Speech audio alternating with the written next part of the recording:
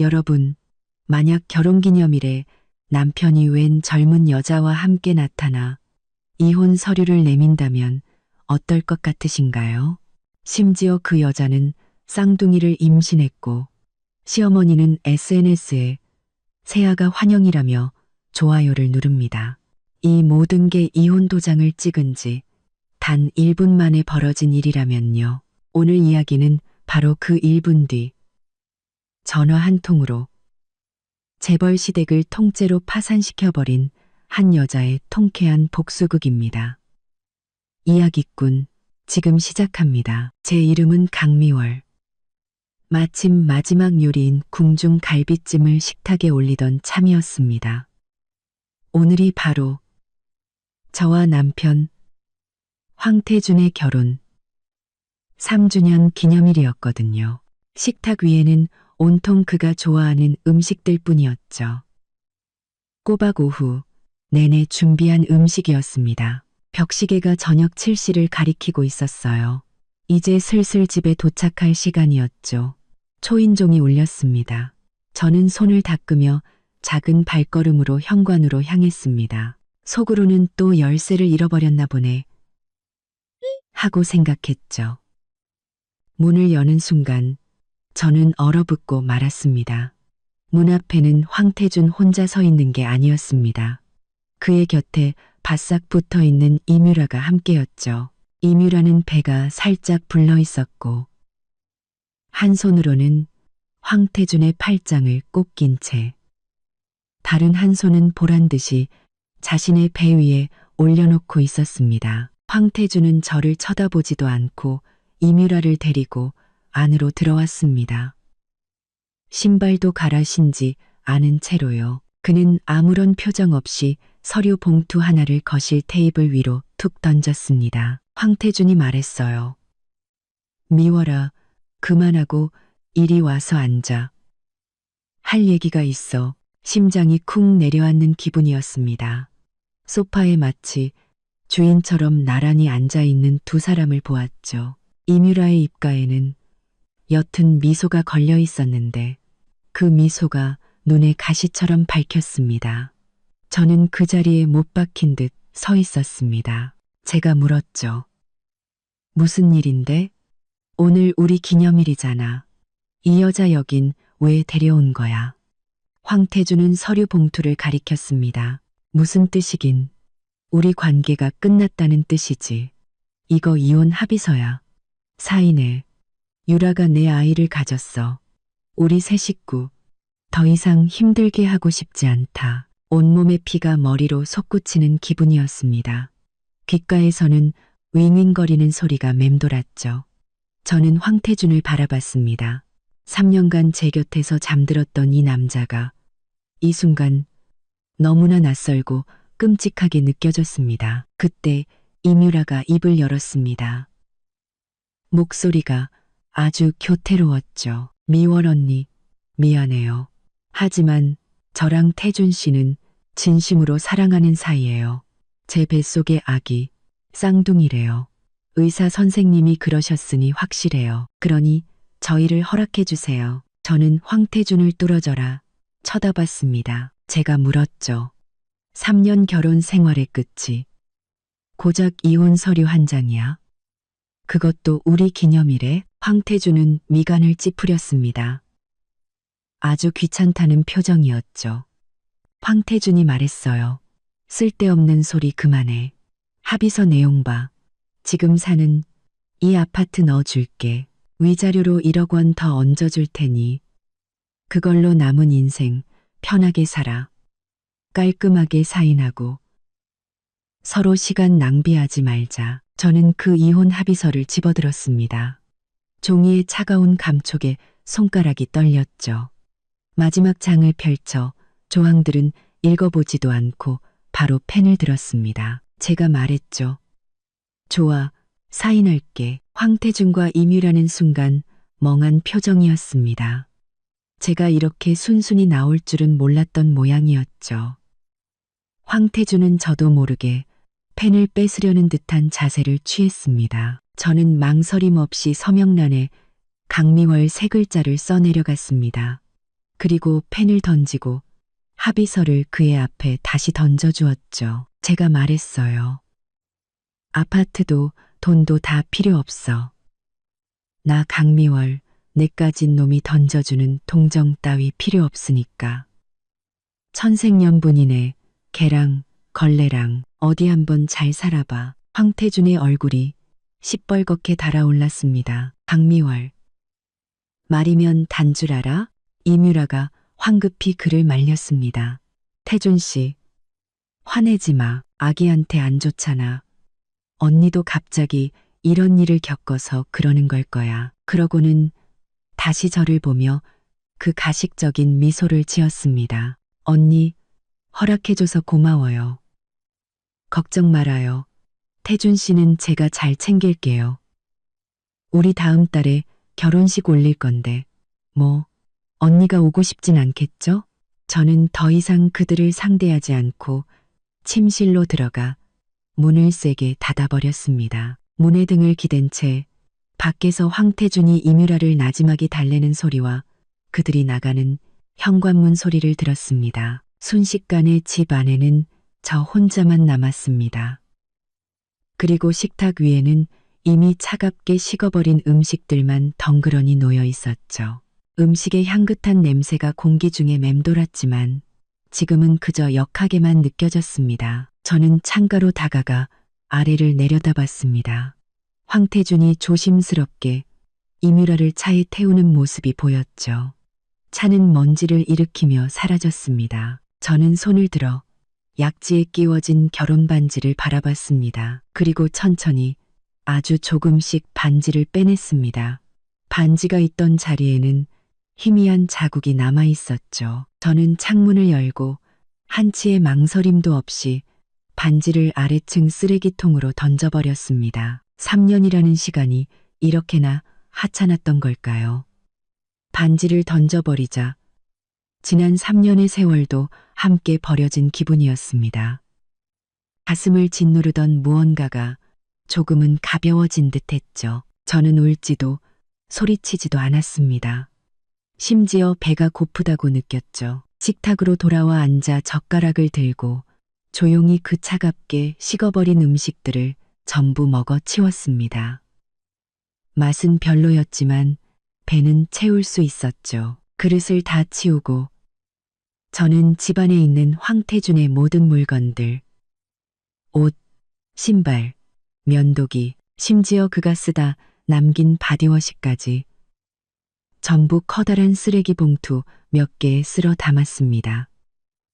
그리고 그것들을 아까 그 반지가 있는 쓰레기통 옆으로 던져버렸죠. 그 모든 일을 끝내니 하늘은 이미 캄캄해져 있었습니다. 뜨거운 물로 샤워를 하고 소파에 누워 휴대폰을 들었습니다.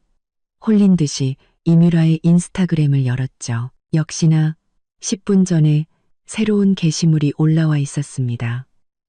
글은 없었고 사진 한 장뿐이었죠. 사진 속 이뮤라는 옆모습을 하고 있었고 조명은 그녀가 의도적으로 드러낸 배를 비추고 있었습니다. 손가락에는 커다란 다이아몬드 반지가 끼워져 반짝이고 있었죠. 배경은 넓고 호화로운 거실의 통창이었고 사진 아래에는 위치 태그가 찍혀 있었습니다. 서울에서 가장 비싼 부촌 헤리티지 힐스. 손가락이 조금 떨렸습니다. 저는 사진 아래의 댓글을 눌러봤습니다. 첫 번째 댓글은 놀랍게도 제 전 시어머니 김미숙 여사의 것이었습니다. 우리 예쁜 새아가 집에 온 걸 환영한다. 쌍둥이 손주들. 할미가 기다릴게. 그 뒤로는 황씨 집안 친척들의 좋아요와 축하 댓글이 줄줄이 달려 있었습니다. 태준이가 복이 많네. 유라가 우리 황씨 가문의 공신이야. 같은 말들이 화면을 가득 채웠죠. 그 열띤 분위기는 저와 황태준이 결혼했을 때보다도 더 뜨거워 보였습니다. 저는 그 게시물을 한참 동안 쳐다봤습니다. 마음속에 남아있던 마지막 한 조각의 헛된 기대마저 완전히 꺼져버렸죠. 온 가족이 이미 모든 걸 알고 있었고 기꺼이 받아들인 겁니다.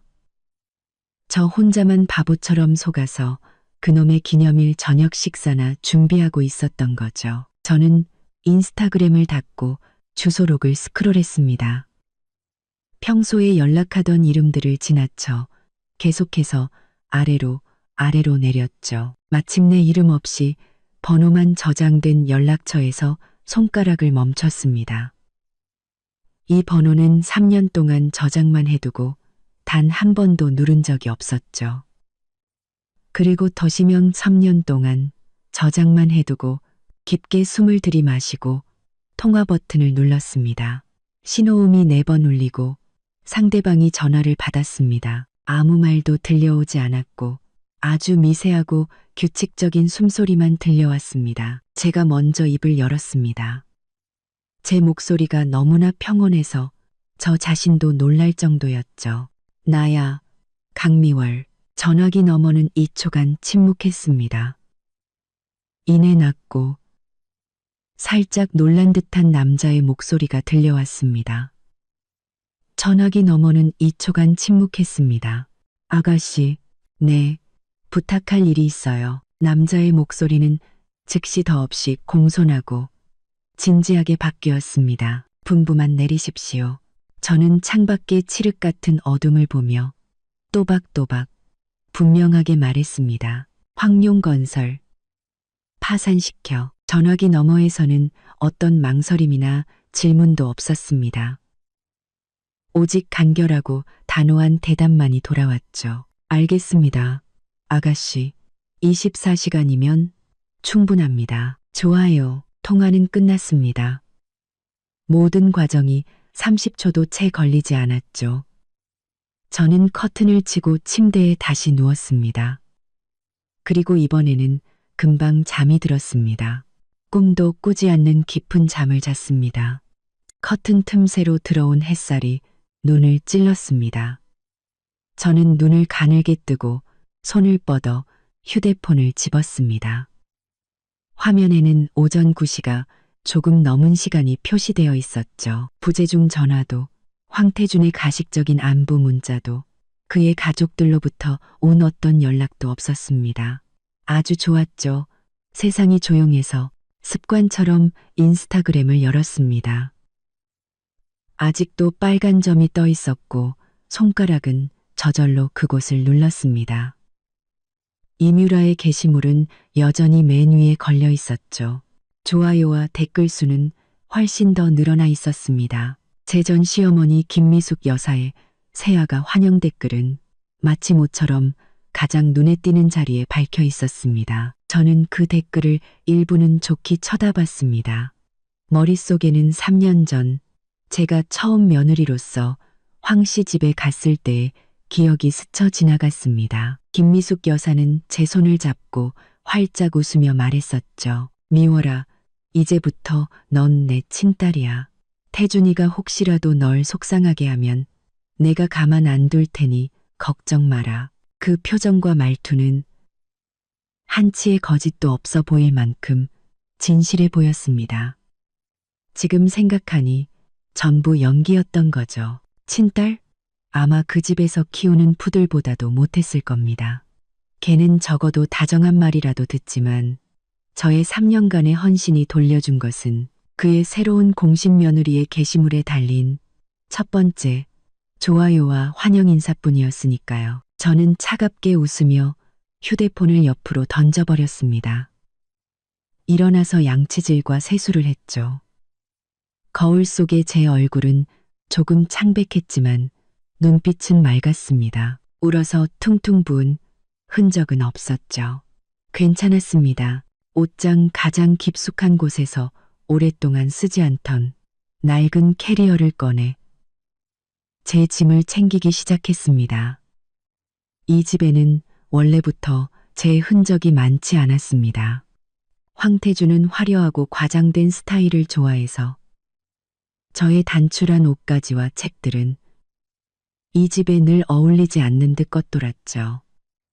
그래서 짐을 싸는 것은 금방이었습니다. 짐을 챙기고 있는데 휴대폰이 울렸습니다. 모르는 번호였죠.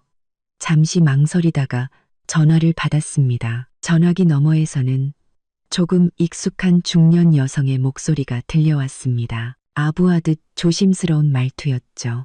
여보세요? 혹시 미월이니? 저는 잠시 멈칫했다가 목소리의 주인을 알아챘습니다. 황태준의 먼 친척인 김이모였습니다. 예전에 황씨 집안 모임에서 몇 번 본 적이 있었죠. 눈치가 빠르고 높은 사람에게 잘 붙는 부류의 사람이었습니다. 제가 말했죠. 네, 김이모님. 무슨 일이세요? 김이모는 전화기 너머에서 즉시 웃음을 터뜨렸습니다. 어머나, 진짜 미월이 맞구나. 별일은 아니고 그냥 태준이랑 좀 안 좋은 일이 있었다면서? 젊은 애들끼리 살다 보면 그럴 수도 있지. 이모가 그냥 너무 속상해하지 말고 마음 잘 추스르라고 전화했지. 저는 속으로 훤히 꿰뚫어 보고 있었습니다. 이건 저를 위로하려는 게 아니었죠. 분명히 소문을 듣고 제 반응도 떠볼 겸 또 새로 득세한 이뮤라에게 잘 보이기 위해 전화한 것이 틀림없었습니다. 전처를 챙기는 신용이라도 해야 점수를 딸 테니까요. 저는 담담하게 말했습니다. 걱정해 주셔서 감사해요. 이모님, 저 괜찮아요. 김이모는 멋쩍게 웃으며 말했습니다. 그래, 괜찮다니 다행이다. 나도 방금 유라가 올린 거 봤는데 정말 내가 다 기쁘더라. 쌍둥이라니 얼마나 큰 복이야. 태준이 엄마는 아주 입이 귀에 걸렸어. 듣자 하니 조상 대대로 내려오는 옥팔찌를 유라한테 준다더라. 그거 엄청 비싼 골동품인데 말이야. 그녀는 이뮤라가 얼마나 복이 많은지, 황씨 집안이 얼마나 경사스러운지에 대해 쉬지 않고 떠들어댔습니다. 한마디 한마디가 제 가슴을 찌르는 것 같았지만 제 마음에는 아무런 파문도 일지 않았습니다. 심지어 조금 웃음이 나왔죠. 제가 그녀의 말을 끊었습니다. 이모님, 다른 할 일 없으시면 저희만 끊을게요.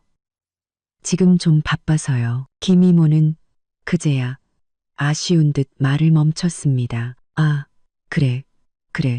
바쁘면 끊어야지. 미워라. 나중에라도 무슨 어려운 일 있으면 이모한테 연락하고. 저는 그녀의 쓸데없는 말을 더 이상 듣지 않고 바로 전화를 끊었습니다. 마지막 옷가지를 캐리어에 쑤셔 넣고 지퍼를 올렸습니다. 방 안이 순식간에 휑해졌죠. 캐리어를 끌고 거실로 나왔을 때 휴대폰이 다시 한번 짧게 진동했습니다. 이번에는 문자 메시지였습니다. 어제 제가 전화했던 그 번호였죠. 내용은 지극히 간결했습니다. 시작됐습니다. 첫 번째 소식은 정오쯤입니다.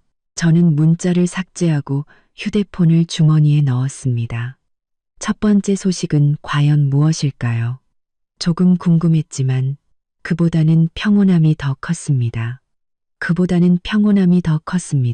제가 깨운 거대한 짐승이 이제 그 발톱을 드러내기 시작했다는 것을 알았으니까요. 저는 창가에 서서 아파트 단지 안을 오가는 사람들을 바라봤습니다. 모든 것이 평소와 다름없었죠. 아무도 몰랐을 겁니다. 이 도시의 신흥 재벌 가문을 향한 금융 폭풍이 소리 없이 형성되고 있다는 것을요. 그리고 그 태풍의 눈이 바로 이 창가에 서 있는 방금 집에서 쫓겨난 전처라는 사실을 말입니다. 황씨 집안은 지금 뭘 하고 있을까요?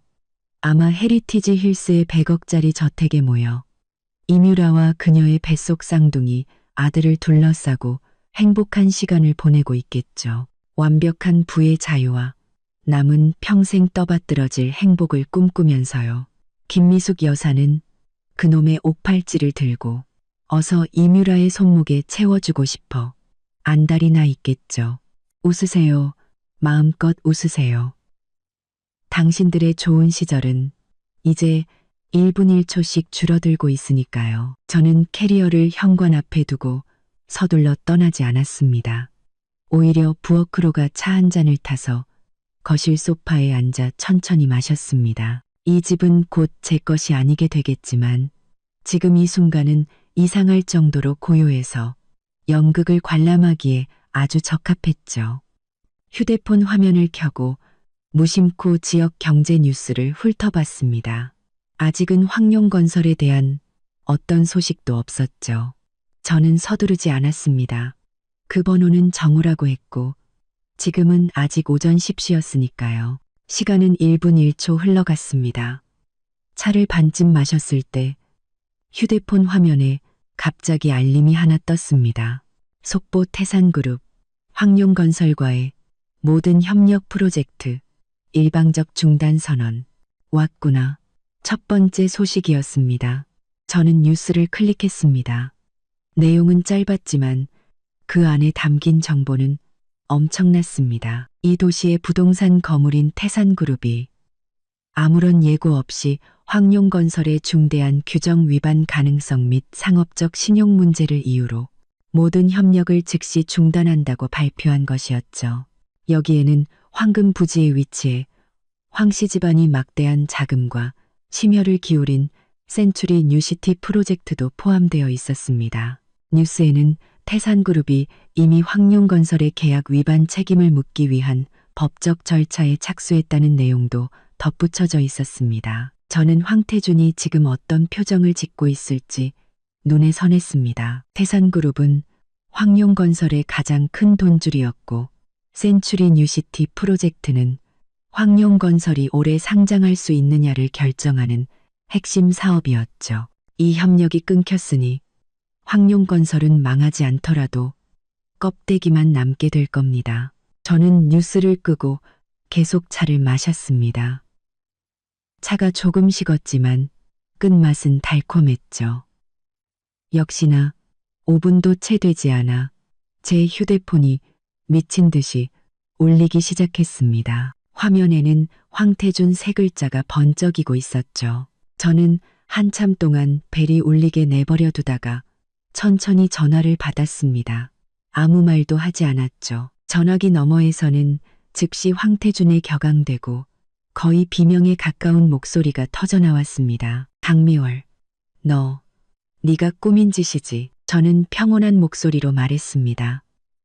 황태준 씨, 무슨 말씀이신지 모르겠네요. 황태준이 소리쳤습니다. 모르는 척하지 마. 태산그룹이 왜 갑자기 계약을 파기하냐고. 네가 뒤에서 수작 부린 거지? 너 태산그룹 사람들 알잖아. 그 사람들한테 무슨 말을 한 거야? 제가 말했죠. 황태준 씨, 너무 급해서 정신이 없나 보네요.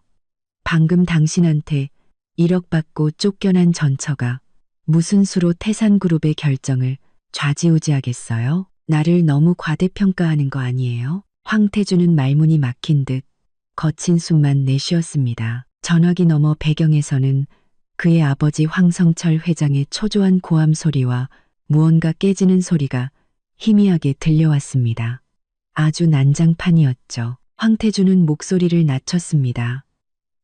그 목소리에는 쉽사리 감지하기 힘든 공포가 섞여 있었죠. 강미월, 잘 들어.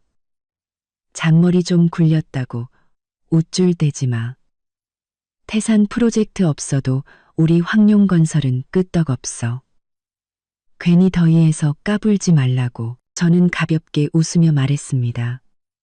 제가 우쭐댈 게 뭐가 있겠어요. 그냥 황태준 씨한테 충고 하나 해주는 거예요. 사업은 신용이 가장 중요하잖아요. 중대한 규정 위반 가능성 및 상업적 신용 문제. 이 말은 제가 한 게 아니라 태산그룹이 한 말이에요. 혹시 황룡건설에 정말로 뭔가 떳떳하지 못한 일이 있어서 그걸 들킨 건 아니고요. 황태준은 마치 꼬리를 밟힌 고양이처럼 목소리를 확 높였습니다. 헛소리 집어치워. 우리 황룡건설은 깨끗해. 분명히 네가 헛소문을 퍼뜨린 거야. 강미월, 너 가만 안 둬. 이 일 절대 그냥 안 끝나. 그는 말을 마치고 전화를 세게 끊어버렸습니다. 저는 휴대폰을 내려놓았습니다. 마음은 호수처럼 고요했죠. 벌써부터 이렇게 흥분하다니. 이건 이제 막 시작된 전체 요리일 뿐인데 말입니다. 저는 자리에서 일어나 창가로 걸어갔습니다. 아래층에 익숙한 검은색 세단 한 대가 소리 없이 건물 입구에 멈춰 섰습니다. 저를 데리러 온 사람이 도착한 것이었죠. 황 씨 집안의 혼란은 이제 막 시작됐을 뿐입니다. 그 검은색 세단은 저를 시내 중심가의 한 펜트하우스로 데려갔습니다. 전망이 아주 좋았죠. 거대한 통창 밖으로 도시의 절반에 달하는 화려한 풍경이 한눈에 들어왔습니다. 저 멀리 헤리티지 힐스의 윤곽도 희미하게 보였죠. 저를 데려온 남자는 제 캐리어를 내려놓고 공손하게 카드키와 새 휴대폰 하나를 건넸습니다. 아가씨, 임시 거처입니다. 필요하신 것이 있으면 언제든 말씀하십시오. 이 휴대폰은 깨끗합니다. 번호는 저희 내부 인원만 알고 있습니다. 저는 고개를 끄덕였습니다. 됐어요. 고마워요. 남자는 허리를 숙여 인사하고 나갔습니다. 아파트에는 저 혼자만 남았고 제 심장 소리가 들릴 만큼 고요했습니다. 저는 창밖 풍경을 감상하지도 방 안에 세련된 인테리어에 신경 쓰지도 않았습니다.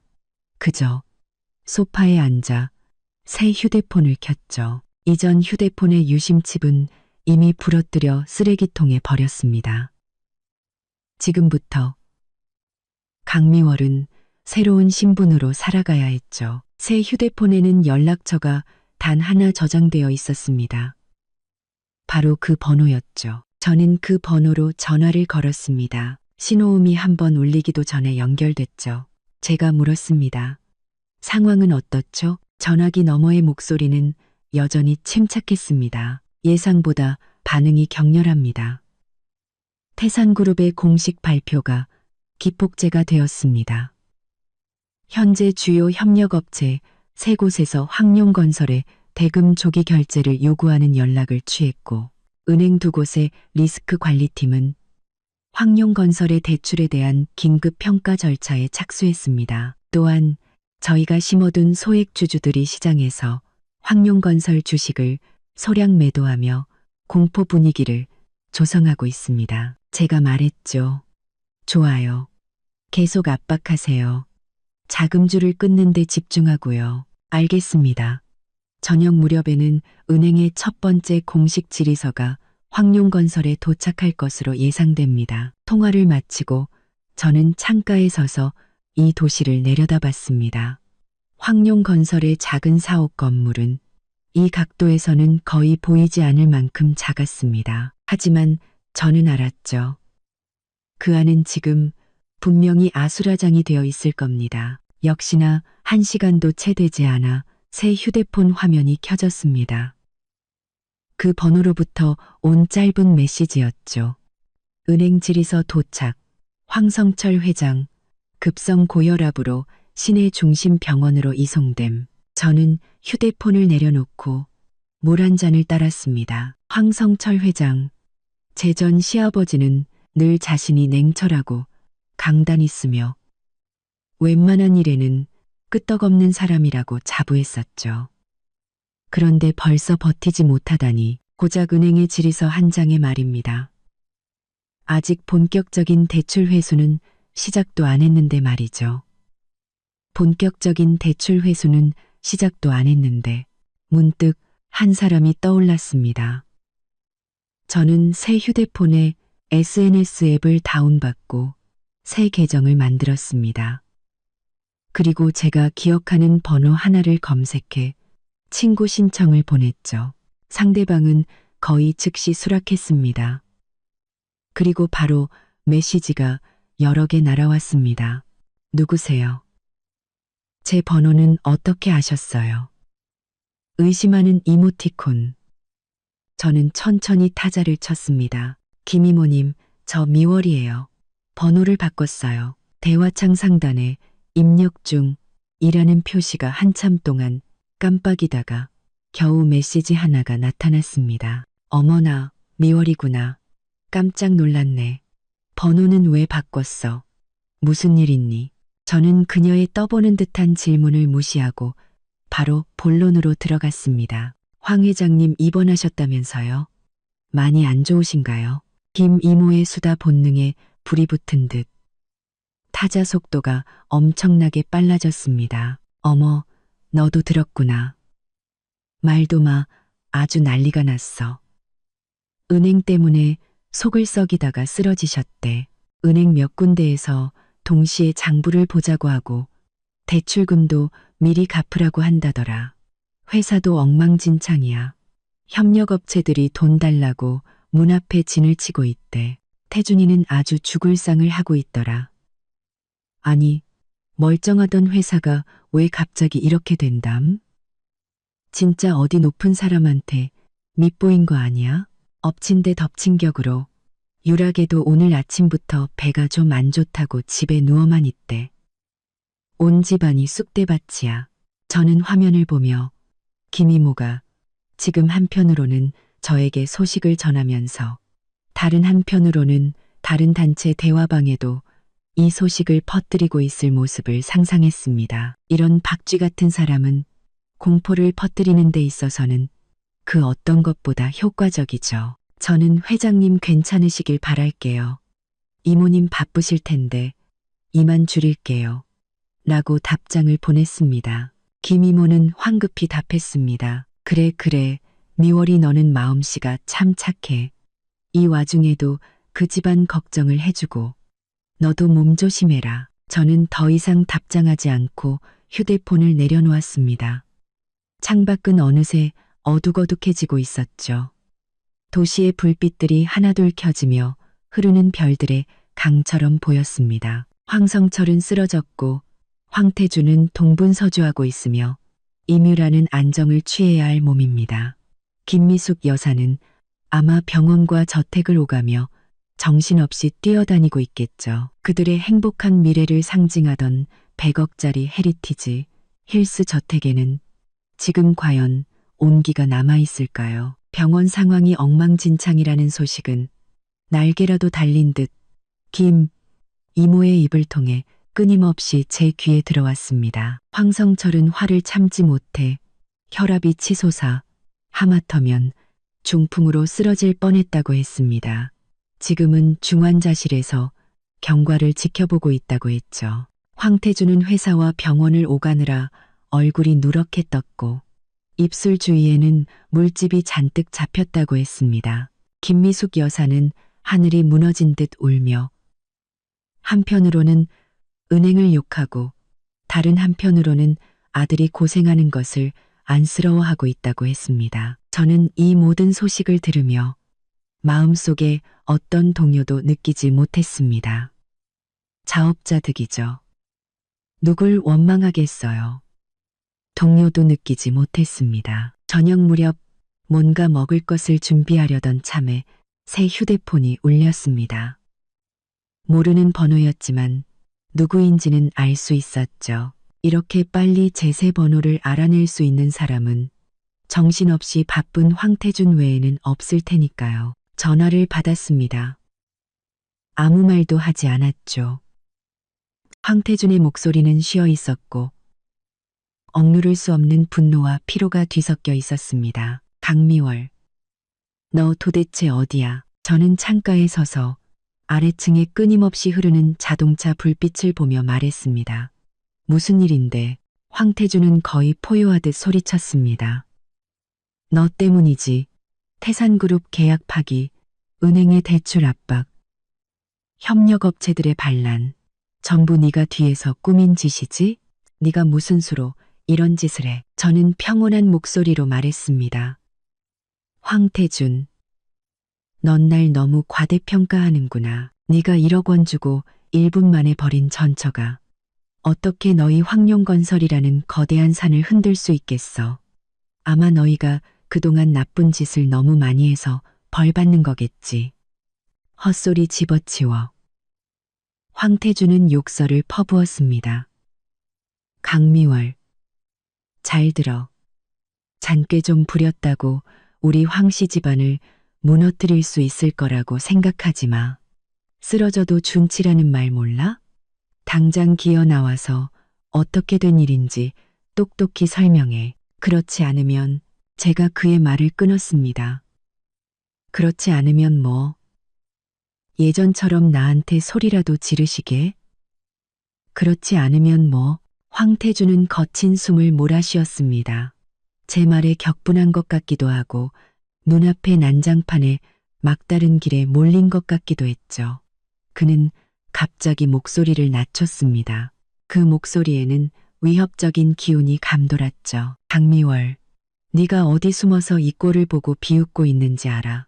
경고하는데 날 너무 몰아붙이지 마. 너한테 좋을 거 없어. 내 부모님 시골에 계신 거 잊었어? 순간 제 눈빛이 차갑게 얼어붙었습니다. 감히 제 부모님을 들먹이며 저를 위협하다니. 저는 수화기를 향해 크지 않지만 또렷한 목소리로 말했습니다.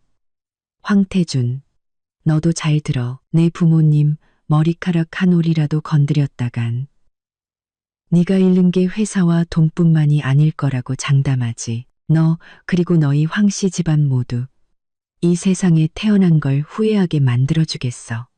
못 믿겠으면 한번 해보시든가. 전화기 너머는 몇 초간 침묵했습니다. 황태주는 저의 이토록 차갑고 단호한 태도에 기가 질린 듯 했습니다. 그는 제가 여전히 순종적이고 마음대로 휘두를 수 있는 강미월이라고 생각했겠죠. 허세만 가득한 그는 겨우 한마디를 쥐어짰습니다. 너 날 협박하는 거야? 저는 더 이상 그와 말을 섞고 싶지 않았습니다. 볼 일 없으면 끊는다. 그리고 다시는 이 번호로 전화하지 마. 그렇지 않으면 뒷감당은 알아서 하고. 말을 마치고 바로 전화를 끊고 그 번호를 차단했습니다. 갓날 회사 차원의 타격만으로는 그를 완전히 정신 차리게 하기에는 부족했던 모양입니다. 저를 위협할 힘이 아직 남아 있었으니까요. 좋습니다. 아직 불길이 충분히 거세지지 않았다는 뜻이니까요. 저는 특수 휴대폰을 들어 지시를 내렸습니다. 속도를 더 높여. 내일 개장하면 황룡건설 주가가 공모가 밑으로 떨어지는 걸 보고 싶어. 상대방은 신속하게 답했습니다. 알겠습니다. 이미 준비해 두었습니다. 내일 아침 몇몇 경제 매체에서 황룡건설의 재무 위기와 파산 위험을 분석하는 심층 보도를 동시에 내보낼 겁니다. 저는 휴대폰을 내려놓았습니다.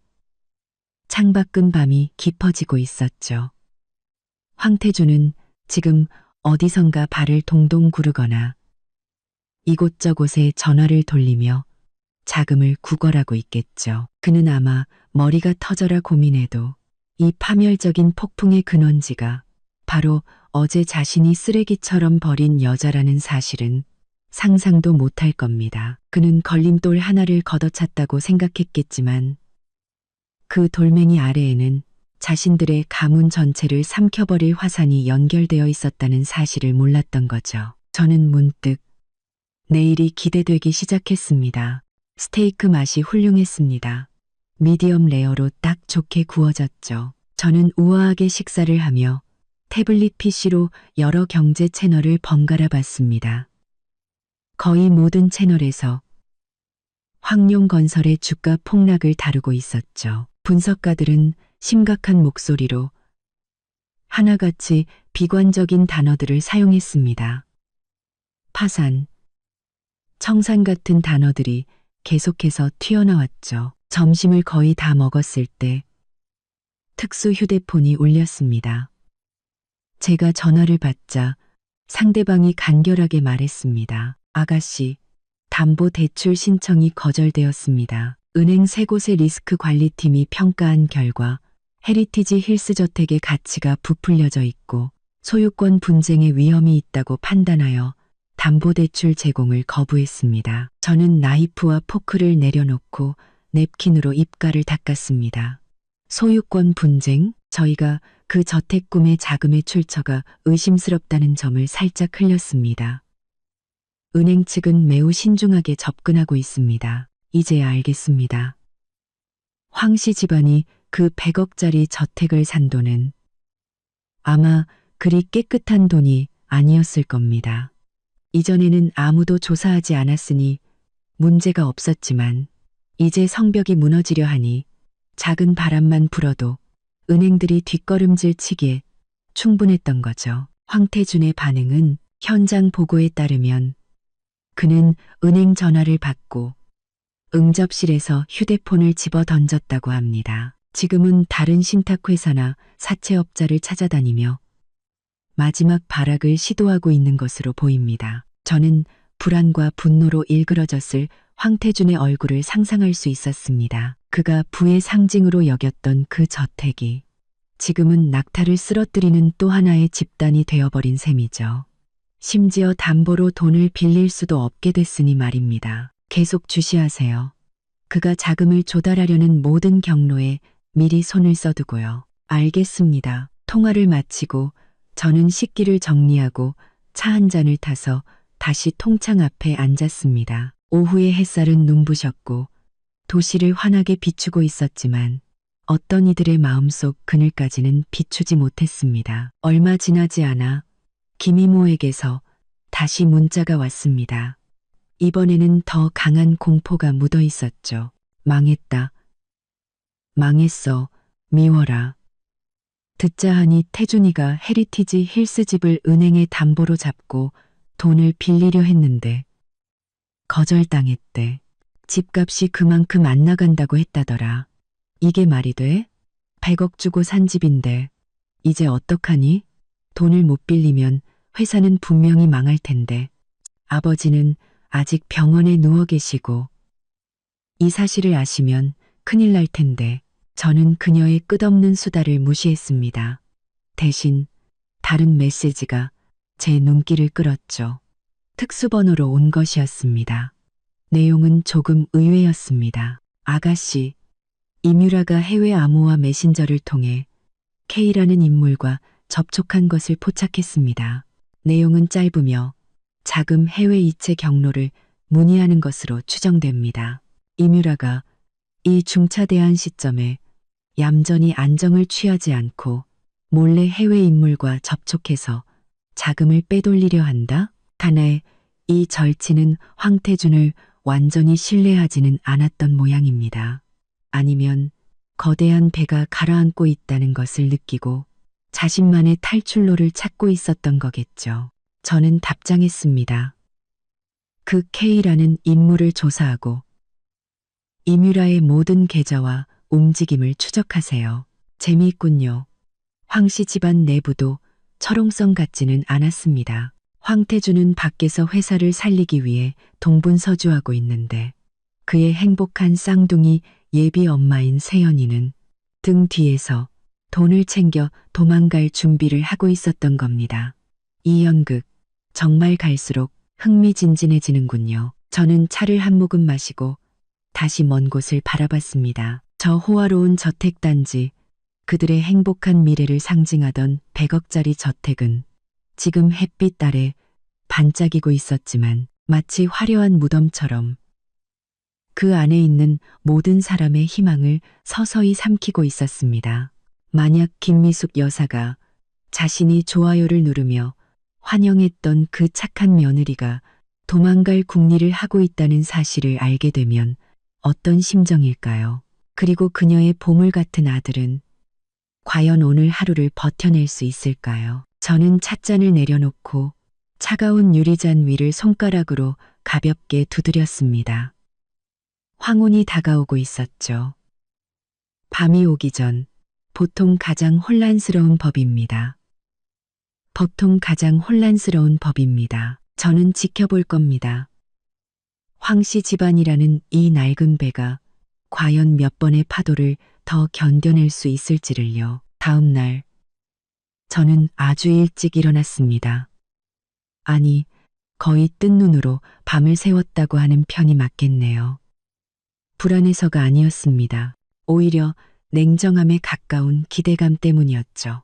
저는 통창 앞에 앉아 도시가 잠에서 깨어나는 모습을 지켜봤습니다. 지평선이 서서히 아침 햇살에 물들어가고 있었죠. 아침 7시 정각, 특수 휴대폰이 짧게 진동했습니다. 화면이 켜지고 단 두 글자가 나타났습니다. 시작. 저는 새 휴대폰의 경제 뉴스 앱을 열었습니다. 역시나 헤드라인 기사들이 연달아 터져 나왔습니다. 하나같이 충격적인 내용이었죠. 심층 분석 황룡건설, 신기루 아래 감춰진 재무적 블랙홀, 단독 황룡건설, 다수 프로젝트 불법 운영 혐의, 금융당국 조사 착수 가능성, 현금 흐름, 경고, 황룡건설. 이번 위기 넘기기 어려울 듯. 이 기사들은 마치 약속이라도 한 듯 같은 시간에 쏟아져 나왔습니다. 내용은 날카롭게 핵심을 찔렀죠. 심지어 흐릿한 사진 몇 장도 첨부되어 있었는데 황룡건설의 공사 현장이 멈춰서고 협력업체들이 회사 정문을 막고 있는 장면이라고 했습니다. 주식시장은 9시 30분에 개장했습니다. 저는 주식 앱을 켜고 황룡건설의 종목 코드를 찾았습니다. 개장과 동시에 주가는 전날 종가보다 10% 폭락한 채 시작했습니다. 마치 누군가에게 머리를 세게 얻어맞은 것 같았죠. 이어서 주가는 실 끊어진 연처럼 수직으로 곤두박질 쳤습니다. 화면에 표시된 하락을 의미하는 파란색 숫자는 계속해서 커져만 갔습니다. 매도 물량이 쏟아져 나왔고 매수하려는 자금은 거의 보이지 않았습니다. 공포 심리는 완전히 불타올랐죠. 제 휴대폰이 쉴 새 없이 울리기 시작했습니다. 모두 김이모가 다른 번호로 걸어온 전화였지만 저는 하나도 받지 않았습니다. 그녀는 지치지도 않고 문자를 보내왔습니다. 미워라, 뉴스 봤니? 황룡건설 주식 완전 망했어.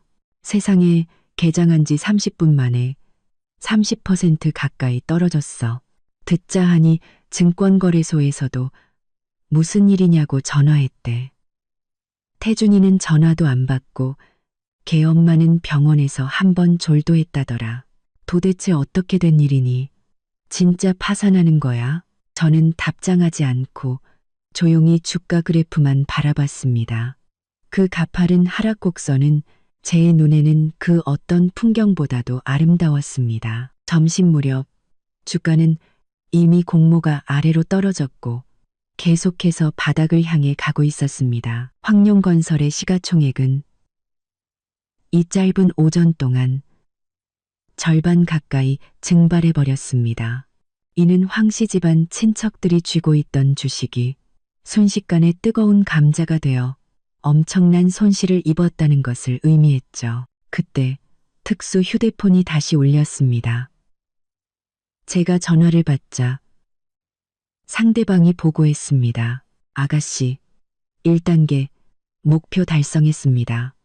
주가는 공모가를 돌파했고 시장의 공포는 극에 달했습니다. 또한 저희가 입수한 정보에 따르면 황태준은 헤리티지, 힐스 저택을 포함한 개인 자산을 닥치는 대로 담보로 잡고 주가 방어 자금을 마련하거나 은행의 대출 상환 압박에 대응하려 하고 있습니다. 저는 담담하게 말했습니다. 담보 잡게 놔두세요. 그 저택의 실제 가치를 잘 평가하도록 신경 쓰고요. 알겠습니다. 그 저택은 가치가 부풀려져 있어 은행이 그들의 기대만큼 대출해주지 않을 겁니다. 전화를 끊고 저는 식당으로 가서 느긋하게 점심을 준비했습니다. 냉장고에는 식재료가 풍부했죠. 스테이크를 굽고 파스타를 삶고 와인도 한 잔 따랐습니다. 식사를 하면서 태블릿 PC로 지역 커뮤니티 게시판을 훑어봤습니다. 역시나 이미 내부자들이 폭로를 시작하고 있었습니다. 황씨 집안이 건드려서는 안 될 사람을 건드려서 된통당하고 있다는 이야기였죠. 또 황태준이 새로 들인 상간녀 이뮤라가 액바디라 집에 들어오자마자 가세를 기울게 했다는 말도 있었습니다. 심지어 그 쌍둥이가 정말 황태준의 아이가 맞는지 의심스럽다는 추측까지 나왔습니다. 그렇지 않고서야 이렇게 재수가 없을 수 있냐는 것이었죠. 때로는 뜬 소문이 진짜 칼보다 더 아픈 법입니다. 저는 와인을 한 모금 마셨습니다. 맛이 깊고 풍부했죠. 지금 이 순간 헤리티지 힐스 저택에 누워있을 이뮤라는 과연 자신의 수백억 대 자산과 떠받들어지는 행복을 즐길 기분이 날까요? 황태준은 그녀에게 안부를 물을 여유라도 있을까요? 김미숙 여사는 병원에서 남편을 돌보고 있을까요? 아니면 지킬 수 없을지도 모르는 저택을 지키고 있을까요? 그들이 정성껏 쌓아올린 아름다운 꿈은 눈에 보이는 속도로 무너져 내리고 있었습니다. 찻잔을 채 내려놓기도 전에 그 특수 휴대폰이 다시 진동했습니다. 오늘따라 유난히 연락이 잦았죠. 아가씨, 황태준 명의의 부동산 3곳과 차량 5대가 모두 여러 기관의 담보 대출을 시도했으나 전부 거절당했습니다. 그는 지금 고금리 사채로 악명 높은 서부 지역의 한 사채 사무실로 향하고 있습니다. 사채라. 간날 그는 정말로 막다른 길에 몰린 모양입니다. 독약으로 갈증을 해소하려는 짓까지 서슴지 않다니 저는 답장했습니다. 가게 놔두세요. 그 소식을 그를 주시하고 있는 은행 리스크 관리팀에 흘리세요. 알겠습니다. 링와이 병원에서는 김미숙 여사가 어떤 전화를 받은 후 감정이 매우 격해져 황태준과 통화 중입니다. 이뮤라와 관련된 내용인 듯합니다. 이뮤라라, 제가 방금 그 K를 조사하라고 지시했는데 이쪽에서는 김미숙 여사가 격분했다니. 간날 이뮤라의 작은 움직임을 눈치챈 것은 저뿐만이 아니었던 모양입니다. 저는 찻잔을 내려놓고 컴퓨터 앞으로 갔습니다. 태블릿 PC 화면에 지역 뉴스 알림이 떴습니다. 황룡건설 황성철 회장, 병세 안정되어 일반 병실로 이동. 그러나 회사 전망은 암울. 일반 병실로 옮겼다니 다행이네요. 정신이 멀쩡한 상태에서 자신의 아들과 아내가 어떻게 가산을 탕진하는지 똑똑히 지켜보게 해야죠. 그냥 기절해 죽는 것보다 그게 더 통쾌할 테니까요. 그때 새 휴대폰으로 또 다른 모르는 번호의 전화가 걸려왔습니다. 저는 미간을 찌푸리며 전화를 받았습니다. 전화기 너머에서는 김미숙 여사의 쉰 목소리, 울음과 불신이 뒤섞인 목소리가 들려왔습니다. 강미월, 너지? 너라는 액바디가 우리 황씨 집안을 망하게 하고 있는 거지. 저는 평온한 목소리로 말했습니다. 어머님, 또 무슨 말씀을 하시는 거예요? 의사 선생님이 안정하라고 안 하시던가요? 모르는 척하지 마. 김미숙 여사는 비명을 질렀습니다. 우리 집 멀쩡했는데 네가 나가자마자 왜 이렇게 많은 일이 터져? 태준이 회사는 망해가고 영감은 화병으로 쓰러지고 이제는 유라까지. 그녀는 말을 하다 말고 마치 목이 맨 듯 거친 숨소리만 내뱉었습니다. 저는 그녀의 말 속에서 핵심을 포착했습니다. 이뮤라 씨는 왜요? 어머님의 착한 며느리고 황씨 집안의 공신을 임신하고 있잖아요. 설마 무슨 일이라도 생겨서 아기랑 같이 잘못되기라도 했나요? 저는 일부러 악의적으로 말했습니다. 닥쳐, 이 독한 년. 김미숙 여사는 욕설을 퍼부었습니다. 유라개가 걔가 몰래 짐을 싸서 도망가려던 걸 내가 붙잡았어. 내 폐물까지 훔치려고 했다고. 내가 조금만 늦게 발견했어도. 저는 눈썹을 살짝 치켜 올렸습니다.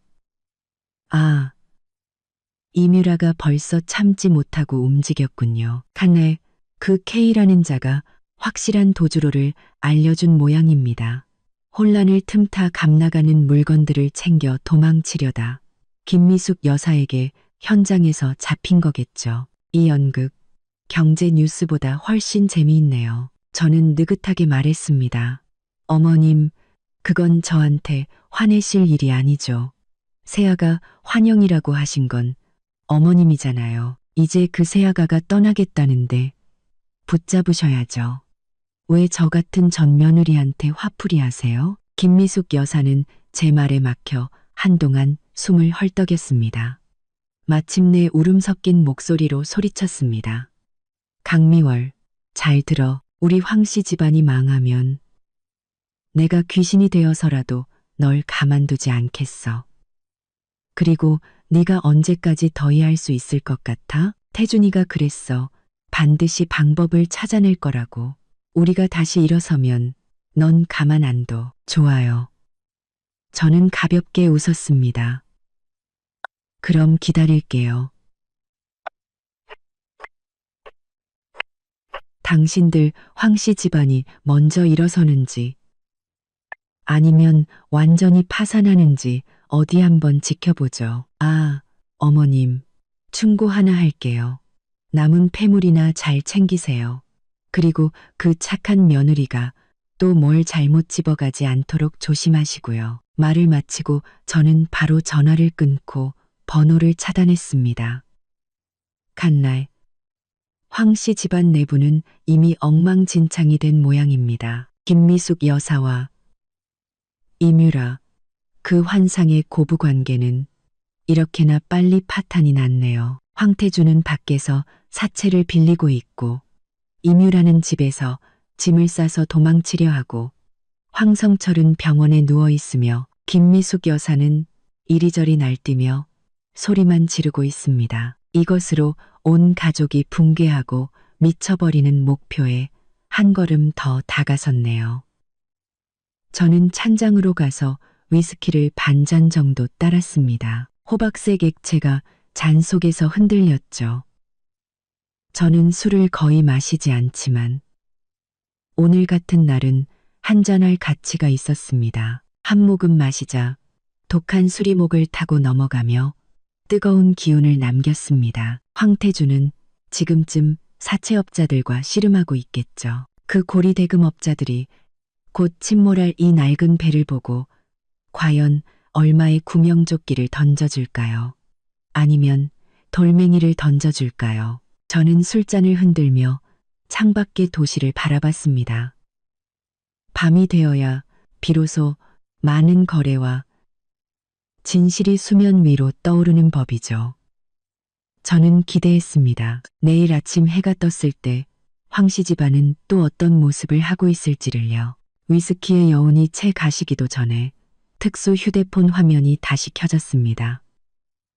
이번에는 전화가 아니라 암호화된 문자 메시지였습니다. 목표, 사채업자와 접촉 완료. 대출 조건은 월 이자 30%. 헤리티지 힐스 부동산 등기 서류 담보, 거절됨 및 황룡건설 자녀 지분을 담보로 함. 7일 기한. 기한 초과 시 대출금 및 자산 회수. 목표, 서명 완료. 월 이자 30%의 7일 기한이라. 이건 대출이 아니라 대놓고 강도질이었습니다. 황태주는 미친 게 틀림없었죠. 독약으로 갈증을 해소하는 수준이 아니라 그냥 독약통을 통째로 들이켜는 셈이었습니다. 칼날 은행과 제도권, 금융의 전면적인 봉쇄가 그를 정말 막다른 길로 몰아넣은 모양입니다. 이런 명백한 함정 계약에도 서슴없이 서명하다니 저는 답장했습니다. 알았어요. 이 계약서 내용이 내일 아침 주요 채권자들의 책상 위에 우연히 놓여 있도록 하세요. 알겠습니다. 링와의 이뮤라는 헤리티지 힐스를 떠나려다 김미숙 여사에게 저지당했습니다. 양측 간에 격렬한 다툼이 있었고 이뮤라는 태아의 안전을 빌미로 협박했습니다. 현재 저택 내에 연금된 상태이며 김미숙 여사는 경비를 강화했습니다. 개싸움이군요. 저는 그 호화로운 저택 안에서 벌어지고 있을 난장판을 상상할 수 있었습니다. 이뮤라는 도망치려 하고 김미숙 여사는 어찌 자신의 손주와 훔친 재물을 들고 그를 순순히 보내주겠어요. 이제 부와 행복의 상징이었던 그 수백억대 저택은 그들 모두의 황금 감옥이 되어버린 셈입니다. 저는 휴대폰을 내려놓고 거대한 통창 앞으로 걸어갔습니다. 밤은 이미 깊어졌고 도시의 네온 사인이 반짝이며 자동차 불빛들이 강물처럼 흘러갔습니다. 이 화려함 아래 얼마나 많은 유사한 공포와 발버둥이 숨겨져 있을까요? 갑자기 현관 인터폰에서 작은 알림음이 울렸습니다. 화면에는 아래층 로비에 송 씨라고 밝힌 방문객이 강미월 씨를 만나러 왔다고 표시되어 있었죠. 송 씨라 제가 아는 사람 중에는 그런 성 씨가 없었습니다. 황 씨 집안에서 보낸 정찰병일까요? 아니면 저는 수화기를 들었습니다. 아무 말도 하지 않았죠. 상대방은 침착한 남성의 목소리였습니다. 강미월 씨, 갑작스럽게 죄송합니다. 부탁을 받고 물건을 하나 전해드리러 왔습니다. 제가 물었습니다. 누가 보냈죠? 상대방이 답했습니다. 심씨 성을 가진 분입니다. 심씨라 제 마음이 움직였습니다. 그렇군요. 그 번호 뒤에 있는 사람, 그가 사람을 보낸 겁니다. 제가 물었습니다.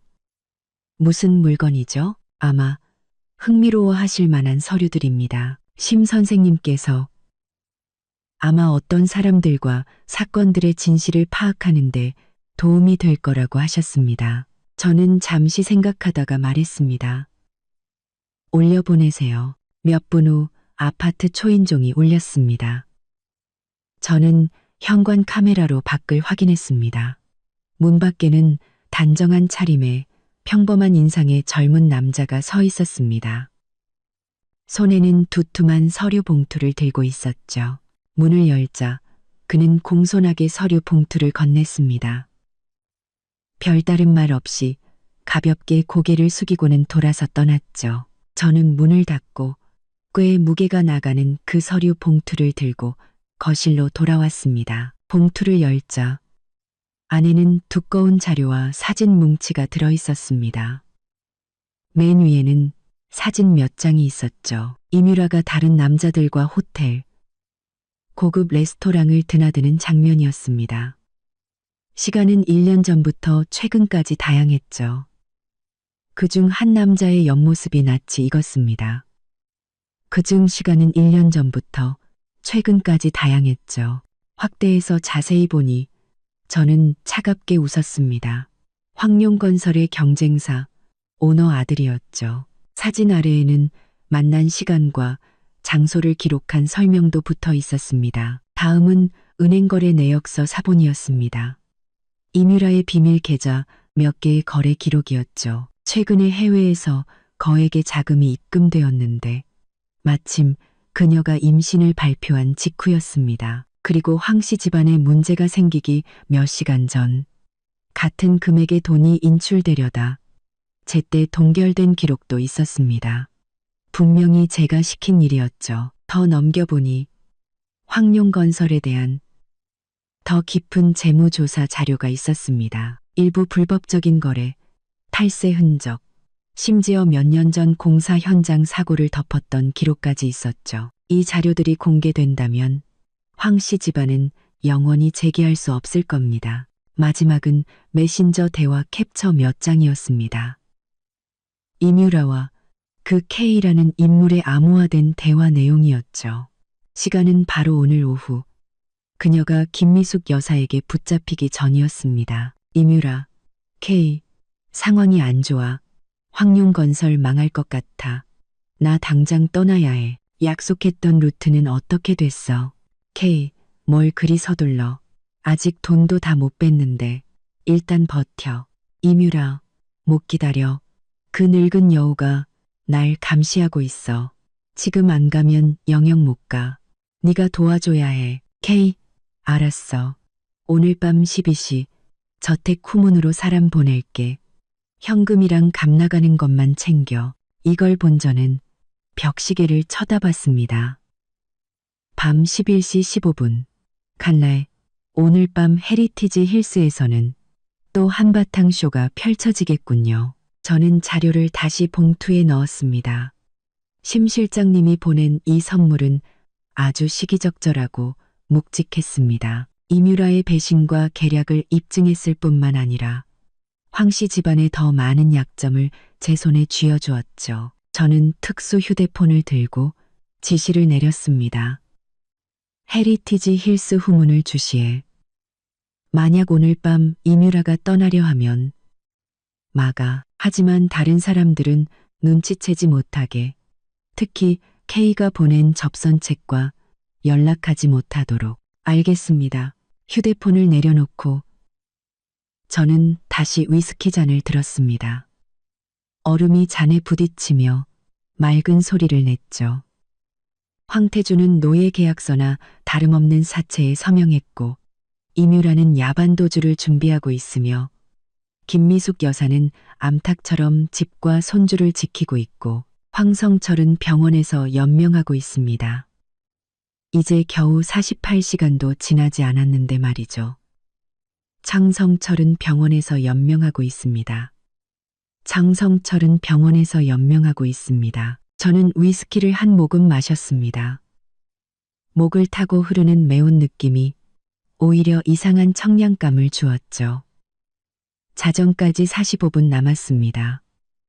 저는 궁금했습니다. 임유라가 겨우 후문까지 빠져나갔는데 기다리던 사람은 보이지 않고 퇴로마저 막혔다는 것을 알았을 때 그녀는 과연 어떤 표정을 지을까요? 벽시계가 천천히 11시 50분을 가리켰습니다.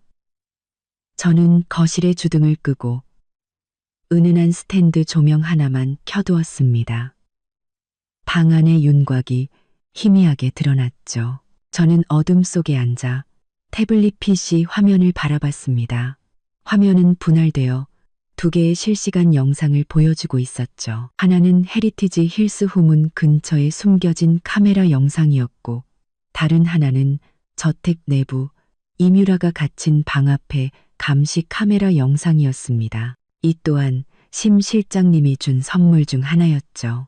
영상 속에서 임유라의 방문은 굳게 닫혀 있었고 문 밖에는 김미숙 여사가 배치한 건장한 경호원 2명이 문지기처럼 서 있었습니다. 저택 내부는 이상할 정도로 조용했습니다.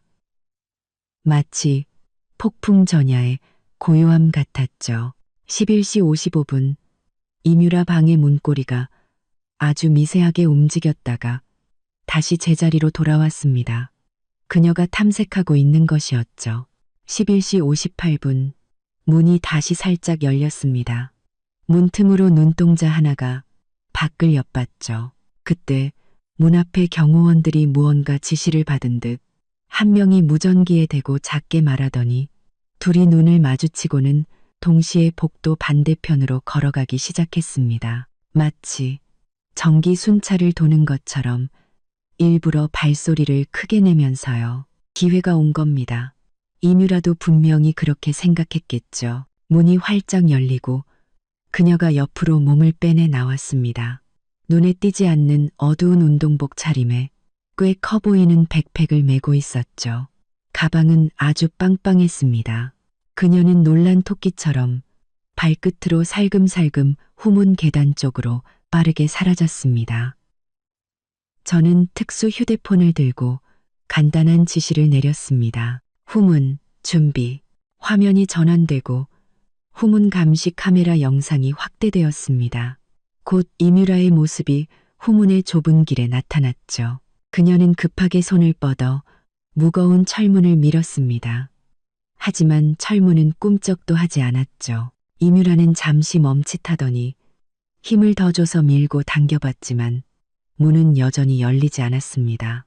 그녀는 당황하기 시작했죠. 주머니에서 휴대폰을 꺼내 전화를 걸려는 듯했지만 화면에는 신호가 잡히지 않았습니다. 제가 이미 심 실장님을 통해 그 지역의 신호를 차단해 두었으니까요. 바로 그때 옆의 숲속에서 2개의 강한 손전등 불빛이 뿜어져 나와 정확히 임유라의 몸을 비췄습니다. 그녀는 꼼짝없이 노출되었죠. 그녀는 비명을 지르며 눈부신 빛을 손으로 가렸습니다. 어둠 속에서 검은 정장을 입은 표정 없는 남자 2명이 걸어 나와 그녀의 앞을 막아섰습니다. 그중 한 명이 평탄하고 아무런 감정 없는 목소리로 말했습니다. 임유라 씨, 방으로 돌아가시죠. 밖은 위험합니다. 임유라는 겁에 질려 뒷걸음질 치다 차가운 철문의 등이 부딪혔습니다. 당신들 누구야? 뭐 하는 짓이야? 비켜. 다른 남자가 한 걸음 다가서며 단호한 목소리로 말했습니다. 사모님께서 당신과 태아를 매우 걱정하고 계십니다. 돌아가서 쉬십시오. 그는 일부러 사모님이라는 단어를 강조했습니다. 이뮤라는 온몸을 떨었습니다. 자신을 데리러 온 사람이 아니라는 것을 깨달은 것이죠. 그녀는 미친 듯이 고개를 저으며 히스테릭하게 소리쳤습니다. 아니야, 안 돌아가. 비켜. K가 보낸 사람들은 어딨어? 남자는 그녀의 질문에 대답하지 않고 징이라는 손짓만 했습니다. 그들의 태도는 단호했고 협상의 여지는 없어 보였습니다. 이뮤라는 눈앞에 두 남자와 등 뒤에 잠긴 철문, 그리고 신호가 터지지 않는 휴대폰을 번갈아 보며 얼굴에서 핏기가 싹 가셨습니다. 절망이 파도처럼 밀려왔죠. 그녀는 다리에 힘이 풀려 철문을 따라 주저앉았습니다. 백팩이 옆으로 떨어지며 안에 있던 보석과 현금 다발이 쏟아져 나와 불빛 아래 조롱하듯 반짝였습니다. 검은 정장의 남자가 허리를 숙여 흩어진 물건들을 재빨리 가방에 다시 담았고, 다른 남자는 정중해 보이지만 강압적인 손길로 이뮤라를 바닥에서 일으켜 세웠습니다. 이뮤라 씨, 가시죠. 이뮤라는 마치 영혼이 빠져나간 사람처럼 넋이 나간 채로 두 남자에게 이끌려 왔던 길을 되돌아갔습니다. 감시 카메라 화면 속에 그녀의 뒷모습은 비틀거렸고 더 이상 이전에 행복을 과시하던 더위 양양한 모습은 찾아볼 수 없었습니다. 저는 태블릿 PC를 껐습니다. 후문에서의 연극은 막을 내렸죠. 이뮤라는 도망치지 못했습니다. 그녀는 그 황금 감옥으로 다시 끌려가 분노와 의심에 찬 김미숙 여사를 마주하게 될 겁니다. 과연 K가 보낸 접선책은 지금쯤 어둠 속에서 이 모든 것을 지켜보다가 조용히 사라져 임무 실패를 보고하고 있을까요? 저는 창가로 다가갔습니다. 깊은 밤의 도시는 여전히 불빛으로 가득했습니다. 황태주는 지금 어디에 있을까요? 저는 창가로 다가갔습니다. 어두운 구석에서 그 끔찍한 사체 때문에 고통받고 있을까요? 아니면 병원에서 막 위험에서 벗어났지만 더 큰 타격을 견뎌야 하는 아버지를 마주하고 있을까요? 저는 특수 휴대폰을 들고 다음 지시를 내렸습니다. 내일 오전에 이뮤라 계좌의 비정상적인 자금 흐름 기록과 K와의 대화 기록 일부를 김미숙 여사에게 익명으로 보내. 그가 우연히 이뮤라가 숨겨둔 예비 열쇠나 비밀번호를 발견할 수 있도록 하고. 알겠습니다. 김미숙 여사가 이뮤라가 폐물을 훔쳤다고 의심하고 있었죠? 자신이 좋아요를 누르며 환영했던 그 착한 며느리. 뱃속의 소중한 손주 뒤에 얼마나 많은 계략이 숨어 있었는지 똑똑히 보게 해줘야죠. 고부간의 반목은 때로는 그 어떤 외부의 공격보다도 더 파괴적인 법입니다. 저는 기대했습니다. 내일 아침 해가 뜬 후 헤리티지 힐스의 그 저택 안에서 과연 어떤 난장판이 벌어질지를요. 하늘이 막 밝아올 무렵 저는 잠에서 깼습니다. 아니, 거의 뜬 눈으로 밤을 새웠다고 해야겠네요. 복수의 쾌감이 미세한 전류처럼 신경을 계속 자극해서 완전히 긴장을 풀 수가 없었습니다. 풀고 싶지도 않았고요. 그롱드의 쾌감이, 복수의 쾌감이 미세한 전류처럼. 저는 진한 커피 한 잔을 내려 식탁에 앉아 특수 휴대폰을 켰습니다. 화면에는 이미 몇 개의 메시지가 와 있었죠. 첫 번째는 새벽 4시 사채업자 3명이 황룡건설 사옥에 도착. 추심 절차 시작.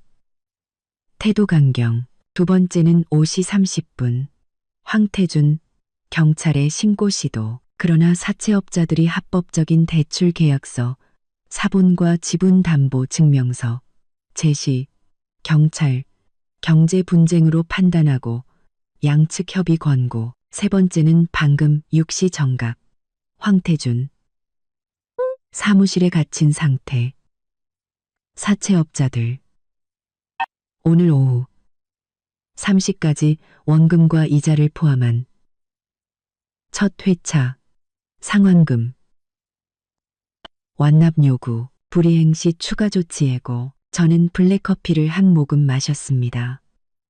쓴맛이 혀끝에 맴돌았죠. 황태준은 지금 한때 자신의 성공을 상징했던 그 사무실에 갇혀 빚 독촉을 하는 악기들을 마주하고 있겠죠. 경찰에 신고해도 소용없습니다. 대출 계약서는 자신이 직접 서명한 것이고 지분 담보는 회사의 명주를 내준 것이나 다름없었죠. 그가 구명줄이라고 생각했던 것이 이제 그의 목을 조르는 족쇄가 된 겁니다. 그때 특수 휴대폰이 울렸습니다. 심 실장님이 직접 건 전화였죠. 아가씨, 좋은 아침입니다. 그의 목소리는 언제나처럼 침착했습니다. 좋은 아침이에요. 상황은 어떤가요? 모든 것이 계획대로 진행되고 있습니다. 링왈 요청하신 자료는 이미 건물 관리 직원을 통해 김미숙 여사 침실 화장실에 흘려두었습니다. 그가 말하는 것은 이뮤라의 배신 증거 사본이었죠. 김미숙 여사는 아침 일찍 씻는 습관이 있으니 곧 우연히 발견하게 될 겁니다. 좋아요. 헤리티지 힐스 쪽은 어떤 움직임이 있죠? 새벽 이후로는 비교적 조용합니다. 이뮤라는 방으로 돌아간 후 나오지 않았고 김미숙 여사는 밤을 샌 듯 아침 일찍 불당에 갔지만 매우 불안해 보였습니다. 불당이라. 저는 김미숙 여사가 불상 앞에 무릎을 꿇고 남편의 건강을 빌고 있을지, 아들이 위기를 넘기게 해달라고 빌고 있을지, 아니면 그 착한 며느리 뱃속의 아이가 무사하길 빌고 있을지 상상했습니다. 안타깝게도 부처님은 아마 그녀 같은 사람의 기도는 들어줄 시간이 없으시겠죠. 전화를 끊자마자 새 휴대폰이 울렸습니다. 화면에는 김미숙 여사의 이름이 떠 있었죠. 예상보다 빨리 발견한 모양입니다. 전화를 받았습니다. 아무 말도 하지 않았죠. 전화기 너머에서는 김미숙 여사의 쉰 목소리, 떨리고 울음과 극도의 분노가 섞인 거의 정신 나간 듯한 목소리가 들려왔습니다. 강미월. 너지. 너라는 독한 년이 꾸민 짓이지. 넌 천벌 받을 거야. 저는 평온한 목소리로 말했습니다. 어머님, 또 왜 그러세요? 아침부터 화내시면 심장에 안 좋아요. 착한 척하지 마. 김미숙 여사는 비명을 질렀습니다. 네가 보낸 그 서류들, 그 사진들, 이뮤라 그 천하의 쌍년. 감히 우리를 속여. 걔 뱃속의 애새끼 태준이 애가 아닐지도 몰라. 우리 황씨 집안 돈을 빼돌려서 도망가려고 했어. 우리가 도대체 무슨 죄를 지어서 너 같은 액바디를 들였다가 저런 여우년한테 또 당해야 하냐고. 저는 그녀가 분노를 쏟아낼 때까지 조용히 듣고 있다가 그녀가 숨을 고르는 틈을 타 느긋하게 말했습니다. 어머님, 그렇게 말씀하시면 안 되죠. 이뮤라 씨는 어머님이 직접 좋아요 누르며 환영한 세아가고 황씨 집안의 공신이잖아요. 지금은 그냥 좀 어려운 상황이라 잠시 피하려던 것뿐인데 어떻게 그렇게 말씀하세요? 아마 무슨 사정이 있었겠죠. 사정? 갯불 같은 사정. 김미숙 여사는 욕설을 퍼부었습니다. 그 사진들, 다른 놈들이랑 희희낙낙하는 거, 그 계좌 이체 기록들, 걔는 사기꾼이고 도둑년이야. 태준이한테 다 말할 거야. 태준이가 그 쌍년의 실체를 똑똑히 보게 할 거야. 저는 가볍게 웃으며 말했습니다. 어머님 생각에 황태준 씨가 지금 이뮤라 씨의 실체 따위에 신경 쓸 여유가 있을까요? 아마 자기 코가 석자일 텐데요. 사채업자들이 벌써 찾아갔을걸요? 전화기 넘어가 순간 조용해졌습니다. 김미숙 여사의 거친 숨소리만 들려왔죠. 그녀는 아직 아들 쪽의 구체적인 상황은 모르는 듯 했습니다. 저는 계속해서 불에 기름을 부었습니다. 어머님, 제가 충고하는데요. 지금은 아드님 걱정이나 하세요. 그 사채 이자가 엄청나다던데 오늘 오후 3시까지 못 갚으면 그쪽에서 가만히 안 있을걸요? 이뮤라 씨와 뱃속의 아이는 어쨌든 어머님이 처음엔 마음에 들어 하셨잖아요. 그래도 생명인데 그냥 자비롭게 보내주세요.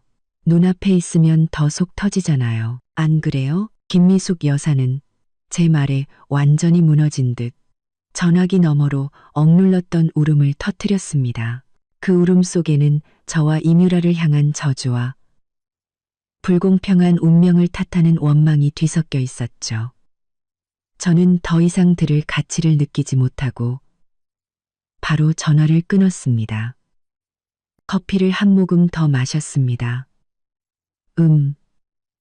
맛이 이제 그리 쓰지 않은 것 같네요. 황씨 집안 내부의 신뢰라는 기반은 이제 완전히 무너졌습니다. 김미숙 여사는 이뮤라의 배신을 알았고 황태준은 빚더미에 앉아 자신을 돌볼 겨를이 없으며 이뮤라는 연금되어 하루하루 공포에 떨고 있겠죠. 그리고 병원의 황성철 회장은 자신이 기대했던 아들과 며느리가 이 꼴이라는 것을 알게 되면 다시 기절하지는 않을지 모르겠네요. 오후 2시 햇살이 거실 안으로 비스듬히 들어와 바닥에 긴 그림자를 만들었습니다. 저는 소파에 앉아 켜진 노트북 화면을 보고 있었습니다. 화면에는 황룡건설의 주가 그래프가 떠 있었죠.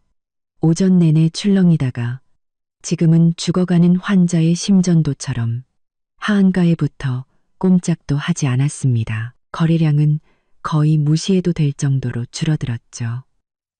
이 주식은 이제 시장에서 완전히 버려진 겁니다. 특수 휴대폰은 손 닿는 곳에 조용히 놓여 있었습니다. 하지만 이 고요함은 오히려 폭풍의 눈처럼 사람을 불안하게 만들었죠. 저는 마지막 순간이 다가오고 있다는 것을 알았습니다. 2시 30분 휴대폰 화면이 갑자기 켜지며 진동했습니다. 심 실장님이었습니다. 저는 즉시 전화를 받았습니다. 아가씨, 그의 목소리가 평소보다 조금 빨랐습니다. 사채업자들이 움직이기 시작했습니다. 그들이 황룡건설의 재무팀과 핵심 자료실에 진입하여 자산을 실사하겠다고 나섰습니다. 황태준이 저지하려다 몸싸움이 벌어져 현장은 아수라장입니다. 저희 인원이 현장에서 상황을 통제하고 있지만 황태준의 감정이 매우 격앙되어 있습니다. 저희 청적, 자산 실사라. 그건 그냥 점잖은 표현일 뿐이죠. 실질적으로는 회사를 접수하고 약탈하기 시작했다는 뜻이었습니다. 월이자 30%의 사채는 7일은커녕 단 하루도 미룰 수 없는 법이니까요. 김미숙 여사 쪽은요?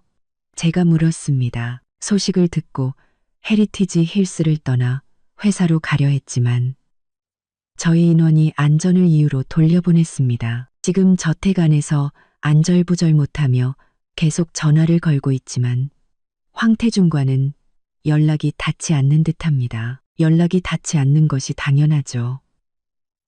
황태준은 지금쯤 사채업자들에게 둘러싸여 있거나 휴대폰 배터리가 나갔거나 아니면 빼앗겼을 테니까요. 그리소 탐크룸 배터리가 나갔거나 이뮤라는 여전히 감시 중이며 별다른 움직임은 없지만 방 안에서 초조하게 서성이고 있습니다. 전화를 끊고 저는 창가로 걸어갔습니다.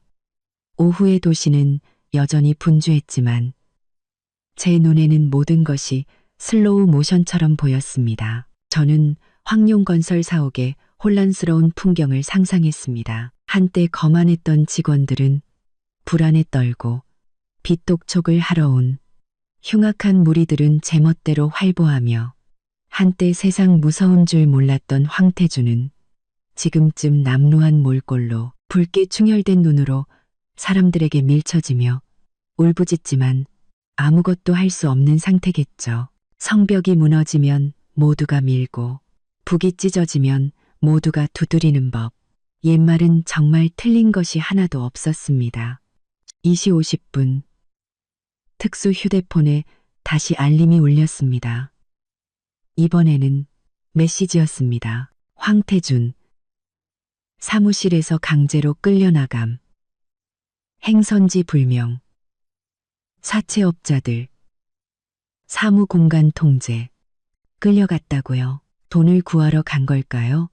아니면 저는 감히 상상하고 싶지 않았고 또 생각할 필요도 없었습니다. 심 실장님의 사람들이 주시하며 최악의 상황은 막아주겠지만 그가 받아야 할 죗값, 즉 육체적 고통과 짓밟히는 자존심은 피할 수 없을 겁니다. 바로 그때 새 휴대폰이 울렸습니다. 또 다른 모르는 번호였습니다. 하지만 누구인지는 알 수 있었죠. 제가 전화를 받자 전화기 너머에서는 김미숙 여사의 완전히 무너진 울음소리가 들려왔습니다.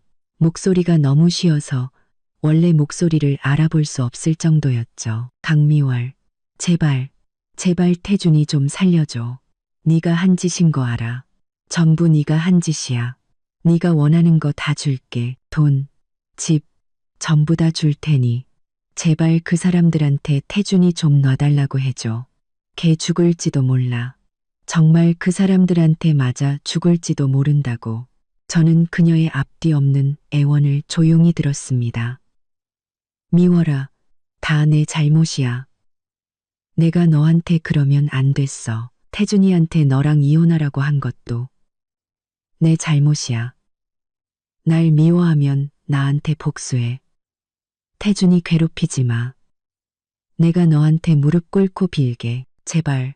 나한테는 아들이 걔 하나뿐이야. 전화기 너머로 쿵쿵 하는 소리가 들렸습니다. 마치 정말로 머리를 찍고 있는 것 같았죠. 저는 천천히 입을 열었습니다. 목소리는 얼음처럼 차가웠습니다. 어머님, 이제 와서 그런 말씀을 하시는 건 너무 늦었다고 생각하지 않으세요? 당신이 새며느리를 환영하며 좋아요를 누를 때 저에게는 조금의 여지도 남겨주지 않으셨잖아요. 황태준 씨가 사체에 서명할 때 그 결과를 생각이나 해봤을까요? 길은 당신들 스스로 선택한 거예요. 무릎을 꿇어서라도 끝까지 가야죠. 김미숙 여사의 울음소리가 멎었습니다. 이내 더 절망적인 비명이 터져 나왔습니다. 안 돼. 이럴 순 없어. 강미월, 이 독한 년. 넌 천벌 받을 거야. 내가 귀신이 되어서라도 널 가만두지 않겠어. 우리 황씨 집안이 귀신이 되어서라도 널 끝까지 따라다닐 거야. 저는 이 무의미한 저주를 더 이상 들을 가치가 없다고 생각하고 바로 통화를 종료했습니다. 창밖의 햇살은 여전히 눈부셨습니다. 시간을 보니 오후 3시 5분, 사체 상환 기한은 이미 지났습니다. 황태준은 행방불명, 김미숙은 완전히 미쳐버렸고 이뮤라는 감옥에 갇혔으며 황성철은 병원에 누워 있습니다. 황씨 집안이라는 배는 이제 물이 새는 정도가 아니라 용골부터 산산조각 나며 바닷속으로 빠르게 가라앉고 있었습니다. 저는 특수 휴대폰을 들고 마지막 지시를 내렸습니다. 이제 황룡건설의 우량 자산과 남은 프로젝트들을 인수하기 시작하세요. 가격은 파산, 청산 최저가로 진행하고요. 알겠습니다. 복수의 쾌감은 생각했던 것만큼 뜨겁지 않았습니다. 오히려 얼음처럼 차가운 평온함이 느껴졌죠. 위스키에 타는 듯한 느낌이 채가시기도 전에 특수 휴대폰이 연달아 짧게 진동했습니다. 전화가 아니라 쉴 새 없이 밀려드는 메시지 알림이었죠. 마치 승전보 같았습니다. 사채업자, 법원의 황룡건설, 자녀 자산 동결 및 계약에 따른 프로젝트 관리권 인수 신청서 공식 제출, 황룡건설 주요 협력사들, 집단 성명 발표, 협력 중단 및 손해배상 청구, 은행연합, 황룡건설에 대한 파산 전 채권 신고 절차 게시공고, 금융감독원, 황룡건설 주가 이상, 변동 및 내부자 거래 가능성에 대한 조사 착수. 각각의 메시지는 이미 구멍투성이인 황씨 집안의 낡은 배를 향해 날아가는 거대한 돌덩이 같았습니다. 이토록 빠르고 효율적인 움직임은 분명히 여러 세력이 협력한 결과였죠. 심 실장님의 소환은 정말 깔끔하고 단호했습니다. 저는 술잔을 내려놓고 거대한 통창 앞으로 걸어갔습니다. 해가 지고 하늘은 웅장한 주황빛으로 물들고 있었죠. 온 도시가 금빛으로 빛나는 것 같았습니다. 하지만 이 화려함 아래 어떤 구석에서는 완전한 몰락이 진행되고 있었습니다. 새 휴대폰이 다시 울렸습니다. 이번에는 전혀 모르는 지역 번호였습니다. 하지만 전화기 너머 배경에서는 소란스러운 울음소리와 다툼 소리가 희미하게 들려왔죠. 제가 전화를 받았습니다. 여보세요. 혹시 강미월 씨 되세요? 젊은 여성이 울음과 극도의 공포가 섞인 목소리로 말했습니다. 저는 황태준 대표님 비서 박대리라고 합니다. 황태준의 비서라. 제 번호를 어떻게 알았을까요? 제가 물었습니다. 무슨 일이죠? 목소리에는 아무런 감정도 싣지 않았습니다. 강미월 씨, 제발 황 대표님 좀. 아니, 황태준 씨 좀 살려주세요. 박 대리는 거의 울부짖듯 매우 빠른 속도로 말했습니다. 그 사채업자들이, 그 사람들이 황 대표님을 어디론가 끌고 가서 지분 무상양도 각서에 서명하라고 강요하고 있어요. 대표님이 거절하니까 그 사람들이 대표님을 때려요. 제가 몰래 들었어요. 그 사람들이 대표님을 그녀의 말은 무언가 날카롭게 깨지는 소리와 남자의 고함 소리에 의해 끊겼습니다. 전화기 너머는 아수라장이 되었고 이내 전화는 갑자기 끊겼습니다. 저는 휴대폰을 든 채 몇 초간 침묵했습니다.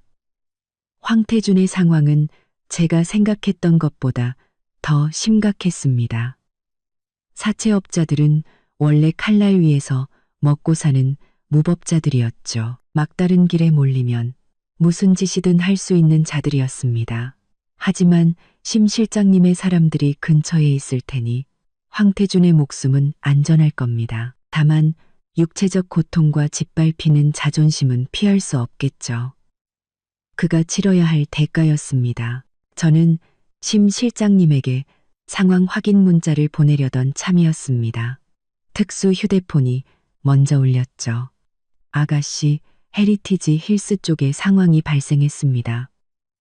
김미숙 여사가 정신적으로 붕괴한 듯 식칼을 들고 이뮤라의 방으로 뛰어들었습니다.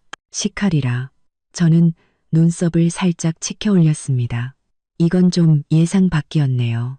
김미숙 여사는 연이은 충격에 완전히 이성을 잃은 모양입니다. 현장 상황은 저희 인원이 즉시 제지하여 다친 사람은 없습니다. 그러나 김미숙 여사는 통제 불능 상태로 이뮤라가 액바디라며 황씨 집안을 위해 죽어줘야 한다고 소리치고 있습니다. 이뮤라는 극심한 충격을 받았고 김미숙 여사는 현재 일시적으로 제압되었으나 정신 상태가 매우 불안정하여 강제적인 의료 조치가 필요할 수 있습니다. 고부 관계가 철천지 원수가 되어 칼부림까지 할 지경에 이르렀군요. 100억짜리 저택은 이제 행복의 보금자리가 아니라 정신병원과 전쟁터가 되어버렸습니다. 현장 잘 처리하고 인명피해는 없도록 하세요. 필요하면 정신병원에 연락하는 것도 돕고요. 제가 지시했습니다. 알겠습니다. 통화를 마치자마자 새 휴대폰에 또 문자 메시지가 왔습니다. 김이모였습니다. 이번에는 가십거리를 전하는 투가 아니라 진정한 공포가 묻어 있었습니다. 미워라 망했어. 다 망했어. 황씨 집안 완전히 무너졌어. 회사는 봉쇄되고 자산은 동결되고 태준이는 어디로 끌려갔는지도 모른대. 걔 엄마는 식칼 들고 유라를 죽이려고 했다더라. 미쳤어. 다들 미쳤어. 도대체 이게 어떻게 된 일이니?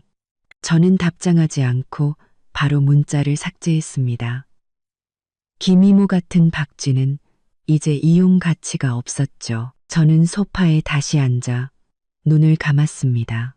머릿속에는 황씨 집안 사람들의 현재 모습이 스쳐 지나갔습니다. 황태주는 어두운 구석에서 구타당하고 있을 것이고 김미숙 여사는 식칼을 들고 히스테리를 부리고 있으며 임유라는 구석에 웅크려 공포에 떨고 있을 겁니다. 황성철은 병상에 누워 아마 모든 것을 전해 듣고 병보다 더 잔인한 고통을 겪고 있겠죠. 온 가족이 붕괴하고 미쳐버렸다. 제가 처음에 내뱉었던 그 말이 어쩌면 분노 섞인 과장이었을지 모르지만 지금은 한 글자도 틀리지 않고 현실이 되어가고 있었습니다. 이 복수는 정밀한 기계처럼 모든 톱니바퀴가 완벽하게 맞물려 황씨 집안 모든 사람을 파멸의 소용돌이 속으로 끌어들였습니다. 아무도 빠져나갈 수 없었죠. 상상했던 황홀경은 없었습니다. 대신 얼음처럼 차가운 완수감이 느껴졌죠. 마치 결말이 정해진 비극 영화를 다 본 듯한 기분이었습니다. 다만 이번에는 제가 감독이었을 뿐이죠. 창밖으로 밤이 서서히 내리고 도시의 불빛들이 하나둘 켜지며 모든 어둠과 추악함을 덮었습니다. 저는 특수 휴대폰을 들고 황씨 집안과 직접적으로 관련된 마지막 지시를 내렸습니다. 내일 오전 9시 익명의 구매자 신분으로 헤리티지 힐스 저택을 정식으로 인수하세요. 그리고 안에 있는 불필요한 사람들은 전부 내보내고요. 알겠습니다. 아가씨, 그들이 행복을 과시하고 부의 자유를 누리려던 그 저택은 내일이면 주인이 바뀔 겁니다. 다음 날 아침 햇살이 눈부시게 쏟아졌습니다. 저는 깔끔한 정장 바지를 입고 그 검은색 세단에 올라 헤리티지 힐스로 향했습니다. 오늘은 전리품을 인수하는 날이었죠. 차는 저택단지 정문을 지나 조용하고 호화로운 도로를 따라 올라갔습니다. 길가에는 푸른 나무가 우거져 있고 새소리가 들려왔습니다. 곧 저택 안에서 벌어질 혼란과는 너무나 대조적인 풍경이었죠. 차는 익숙한 그 저택 앞에 멈춰 섰습니다. 문 앞에는 이미 여러 대의 차가 서 있었습니다. 심 실장님이 보낸 사람들과 자산 인계 및 퇴거를 감독하기 위해 온 법원 집행관들이었죠. 제가 차에서 내리자 검은 정장을 입은 남자가 문을 열어주었습니다. 심 실장님이 보낸 책임자가 다가와 나지막이 보고했습니다. 아가씨, 내부는 모두 정리되었습니다. 김미숙 여사는 여전히 감정이 불안정하여 의료진이 돌보고 있습니다. 임유라 씨는 방에서 개인 물품을 챙기고 있고 황성철 회장님은 병원에서 안정을 취하고 있지만 대화를 거부하고 있습니다. 저는 고개를 끄덕이고 한때 제게 치욕을 안겨주었던 이 저택 안으로 들어섰습니다. 내부는 여전히 화려했지만 공기 중에는 억압되고 절망적인 기운이 감돌았습니다. 값비싼 화병 하나가 페르시안 카펫 위에 깨진 채로 뒹굴고 있었고 벽에 걸린 가족 사진은 비뚤어져 마치 무언의 조롱을 하는 듯했습니다. 거실 소파에는 김미숙 여사가 의료진의 부축을 받으며 앉아 있었습니다. 그녀는 머리가 헝클어지고 눈빛은 멍했으며 입으로는 계속해서 다 없어졌어. 내 집, 내 손주 라고 중얼거리고 있었죠. 저를 보자 그녀의 흐릿한 눈동자가 움직이더니 이내 날카로운 울음소리가 터져 나왔습니다. 강미월, 이 도둑년, 내 집을 뺏고 내 손주를 내놔. 의료진이 황급히 그녀를 진정시켰습니다. 저는 아무런 표정 없이 그녀 앞을 지나쳐 계단 쪽으로 시선을 돌렸습니다.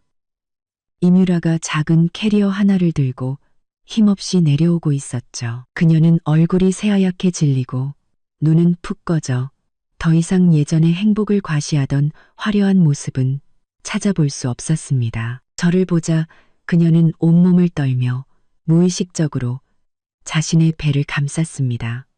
눈에는 공포와 원망이 가득했죠. 저는 그녀를 무시하고 책임자에게 말했습니다. 정리 시작하세요. 관계없는 사람들은 내보내고요. 책임자는 고개를 끄덕이고 부하들에게 일을 시작하라고 지시했습니다. 제복을 입은 여성 집행관 2명이 이뮤라에게 다가갔습니다. 이뮤라 씨, 짐 검사에 협조해 주십시오. 본인 소유가 아닌 물건이 있는지 확인해야 합니다. 이뮤라가 소리쳤습니다. 이건 다 내 물건이에요. 당신들이 무슨 자격으로 검사해요? 집행관은 무표정하게 말했습니다. 절차입니다. 협조해 주십시오.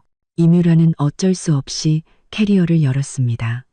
안에는 몇 벌의 평범한 옷들, 역시나 보석 몇 점과 현금 다발이 숨겨져 있었죠. 집행관은 명백히 고가인 보석과 초과된 현금을 꺼내 목록에 기록했습니다. 이뮤라는 힘이 다 빠진 듯 바닥에 주저앉아 소리 없이 눈물만 흘렸습니다. 바로 그때 문 밖에서 급한 브레이크 소리와 함께 소란이 일었습니다. 한 남자가 비틀거리며 뛰어들어왔죠. 황태준이었습니다. 그의 모습은 처참했습니다. 양복은 구겨지고 입가에는 멍이 들어 있었으며 넥타이는 비뚤어져 있었습니다. 붉게 충혈된 눈은 마치 지옥에서 기어나온 것 같았죠. 그는 거실의 광경을 보고 바닥에 주저앉은 이뮤라와 정신 나간 어머니를 보고 마침내 제게 시선을 고정했습니다. 강미월. 그는 쉬어 터진 목소리로 상처 입은 야수처럼 제게 달려들었지만 심 실장님의 사람들에게 쉽게 제지당했습니다. 너야. 전부 너 때문이야. 네가 날 망쳤어. 우리 황씨 집안을 망쳤다고. 황태준은 미친 듯이 발버둥 쳤습니다. 저는 그를 마치 낯선 사람을 보듯 평온하게 바라봤습니다. 황태준, 당신이 이 지경까지 온 건 당신 스스로 선택한 결과야. 배신을 선택하고 탐욕을 선택하고 사체를 선택했지. 나는 그냥 그 과정을 조금 앞당겨줬을 뿐이야. 헛소리 집어치워. 황태준이 소리쳤습니다.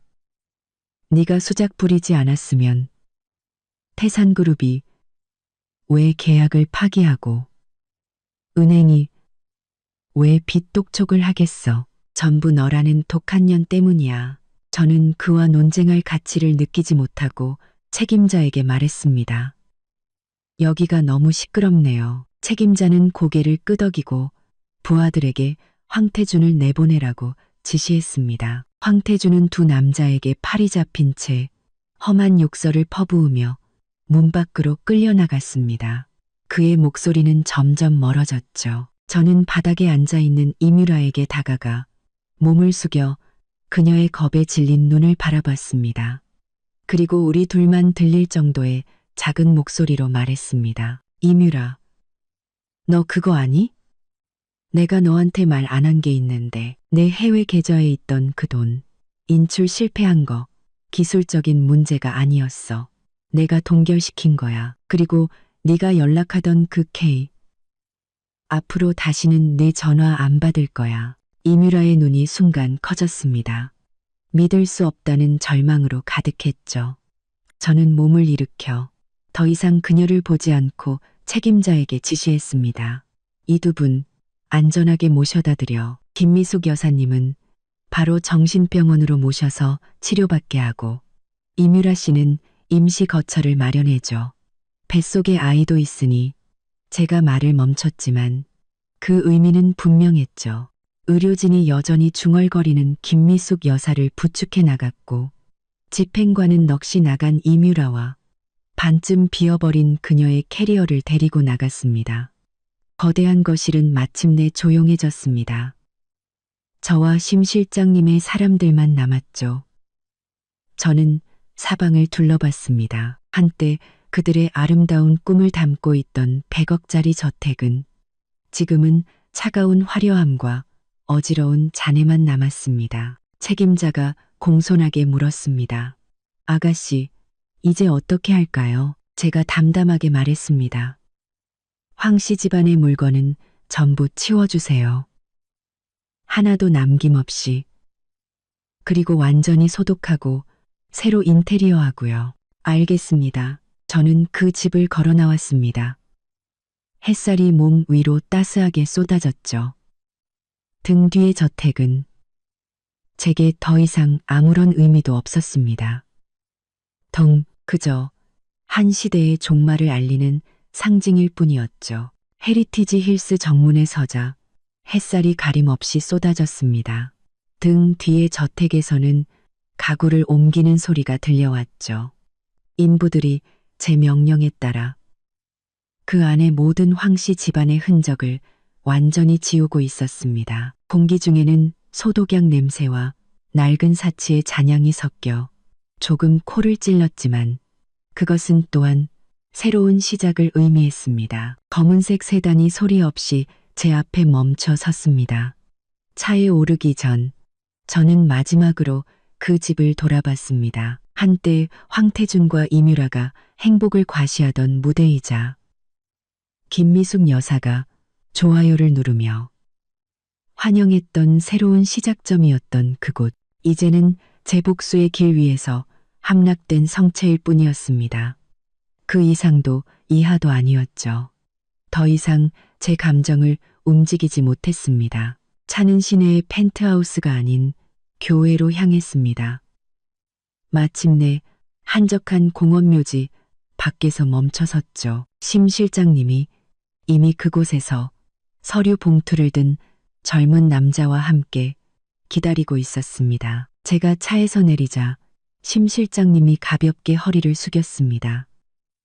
아가씨, 모두 준비되었습니다. 저는 고개를 끄덕이고 젊은 남자가 건네는 서류 봉투를 받았습니다.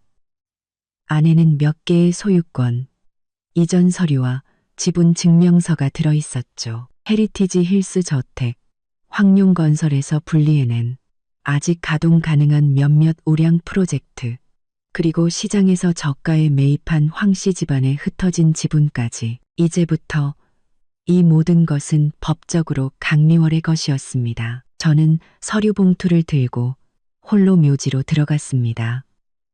소나무 사이를 스치는 바람 소리만이 들릴 뿐 아주 조용했죠. 저는 깨끗하고 소박한 묘비 하나 앞에 섰습니다. 위에는 사랑하는 아버지 강원산의 묘라고 새겨져 있었죠. 사진 속의 아버지는 온화하게 웃고 있었지만 눈빛에는 쉽사리 감지하기 힘든 날카로움이 숨어 있었습니다. 저는 묘비 앞에 서류 봉투를 내려놓고 몸을 숙여 손가락으로 사진 위의 먼지를 가볍게 털어냈습니다. 아빠. 제가 나지막이 마치 평소에 대화하듯 말했습니다. 아빠가 남기신 것들 일부 되찾아왔어요. 황씨 집안은 무너졌어요. 그들이 삼켰던 것들을 이제는 더 많은 것을 얹어서 토해냈어요. 묘지에는 바람 소리만이 제게 답해 주었습니다. 예전에 아빠는 항상 사람에게 여지를 남겨줘야 한다고 하셨죠. 하지만 어떤 사람들에게 여지를 남기는 건 스스로 무덤을 파는 것과 같아요. 저는 잠시 말을 멈추고 계속했습니다. 아빠는 일찍 가셔서 황성철과 그 아내, 아들이 우리 엄마를 어떻게 괴롭혔는지, 우리 집 재산을 어떻게 빼돌렸는지 못 보셨죠. 엄마는 마음이 약해서 그들에게 당하기만 하셨어요. 이제 제가 엄마와 우리 집을 대신해서 정의를 되찾았어요. 저는 아버지가 저의 이토록 과격한 방식을 찬성하지 않으실 수도 있다는 것을 알았습니다. 하지만 늑대 앞에서의 자비는 어리석음일 뿐이라는 것도 분명히 이해해 주실 거라 믿었습니다. 걱정 마세요. 이 모든 것들 황씨 집안처럼 더위 양양하게 굴지 않고 잘 경영할게요. 저는 몸을 일으켜 마지막으로 사진 속의 아버지를 바라봤습니다. 저는 잘 살 거예요. 그들 모두를 합친 것보다 더 잘 살 거예요. 말을 마치고 저는 뒤돌아서 떠났습니다.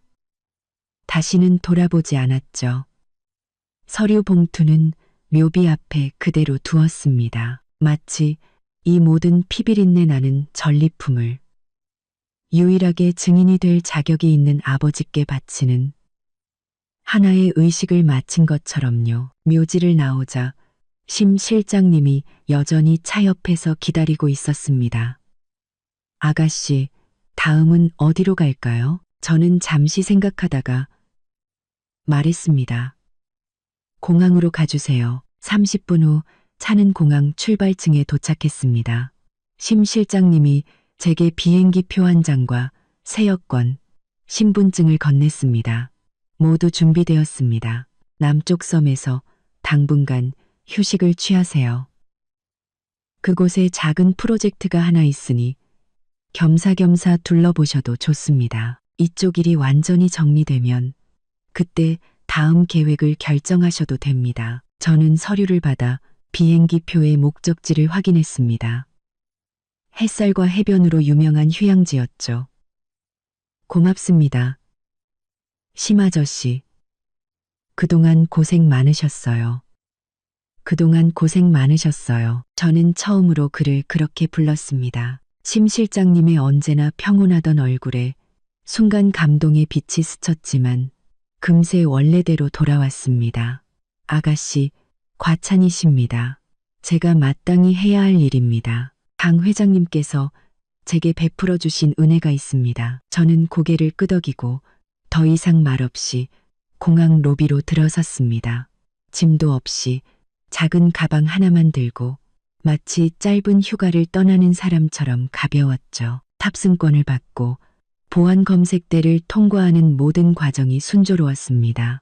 탑승 대기실에 앉아 거대한 유리창 밖으로 이착륙하는 비행기들을 바라봤습니다. 저는 새 휴대폰을 꺼냈습니다. 안에는 몇 안 되는 연락처만 있었죠. 그중 하나를 눌러 메시지를 보냈습니다. 엄마, 저 바람 좀 쐬고 올게요. 조만간 집에 내려가서 뵐게요. 다 괜찮으니 걱정 마세요. 곧 어머니에게서 답장이 왔습니다. 그래, 몸 조심하고 엄마가 기다릴게. 짧은 몇 글자에 마음이 따뜻해졌습니다. 이 모든 싸움과 복수는 결국 제가 아끼는 사람들이 이렇게 평온하게 살 수 있게 하기 위함이 아니었을까요? 탑승 안내 방송이 울렸습니다. 저는 몸을 일으켜 인파를 따라 탑승구로 향했습니다. 탑승교를 지나 기내로 들어가 창가 좌석에 앉았습니다. 안전벨트를 매고 창밖의 활주로를 바라봤죠. 비행기가 활주를 시작하고 가속하다가 힘차게 하늘로 솟구쳤습니다. 지상의 도시는 점점 작아지다가 마침내 구름에 가려 보이지 않게 되었습니다. 저는 의자에 등을 기대고 눈을 감았습니다. 황태준의 절망적인 포효, 김미숙 여사의 광적인 울음, 이뮤라의 공포에 질린 눈빛, 황성철 회장의 병상에서의 모습, 이 모든 장면들이 머릿속을 스쳐 지나가다가 창밖의 구름처럼 서서히 흩어졌습니다. 3년간 저를 올가매던 악몽에서 드디어 깨어났습니다. 제 가슴을 짓누르던 거대한 돌덩이가 완전히 부서졌습니다. 미래가 어떻게 될지는 저도 모릅니다. 서둘러 계획하고 싶지도 않습니다. 아마 인수받은 자산들을 관리할 수도 있고 마음에 드는 곳에 작은 가게를 열 수도 있겠죠. 아니면 그저 어머니와 함께 평온한 노후를 보낼 수도 있습니다. 하지만 저는 압니다. 이제부터 나 강미월의 인생은 오직 나 자신만이 정의할 것이라는 것을요. 더 이상 누군가의 아내도 며느리도 복수의 대상도 아닌 그냥 나 자신으로서 남은 인생은 길고 그 모든 순간은 자유로 가득할 겁니다. 비행기는 구름을 뚫고 푸르고 맑은 하늘을 향해 날아갔습니다. 오늘 이야기 통쾌하셨나요? 여러분의 생각은 어떠신지 댓글로 남겨주세요. 구독과 좋아요는 이야기꾼에게 큰 힘이 됩니다. 다음에도 더 흥미진진한 이야기로 찾아뵙겠습니다.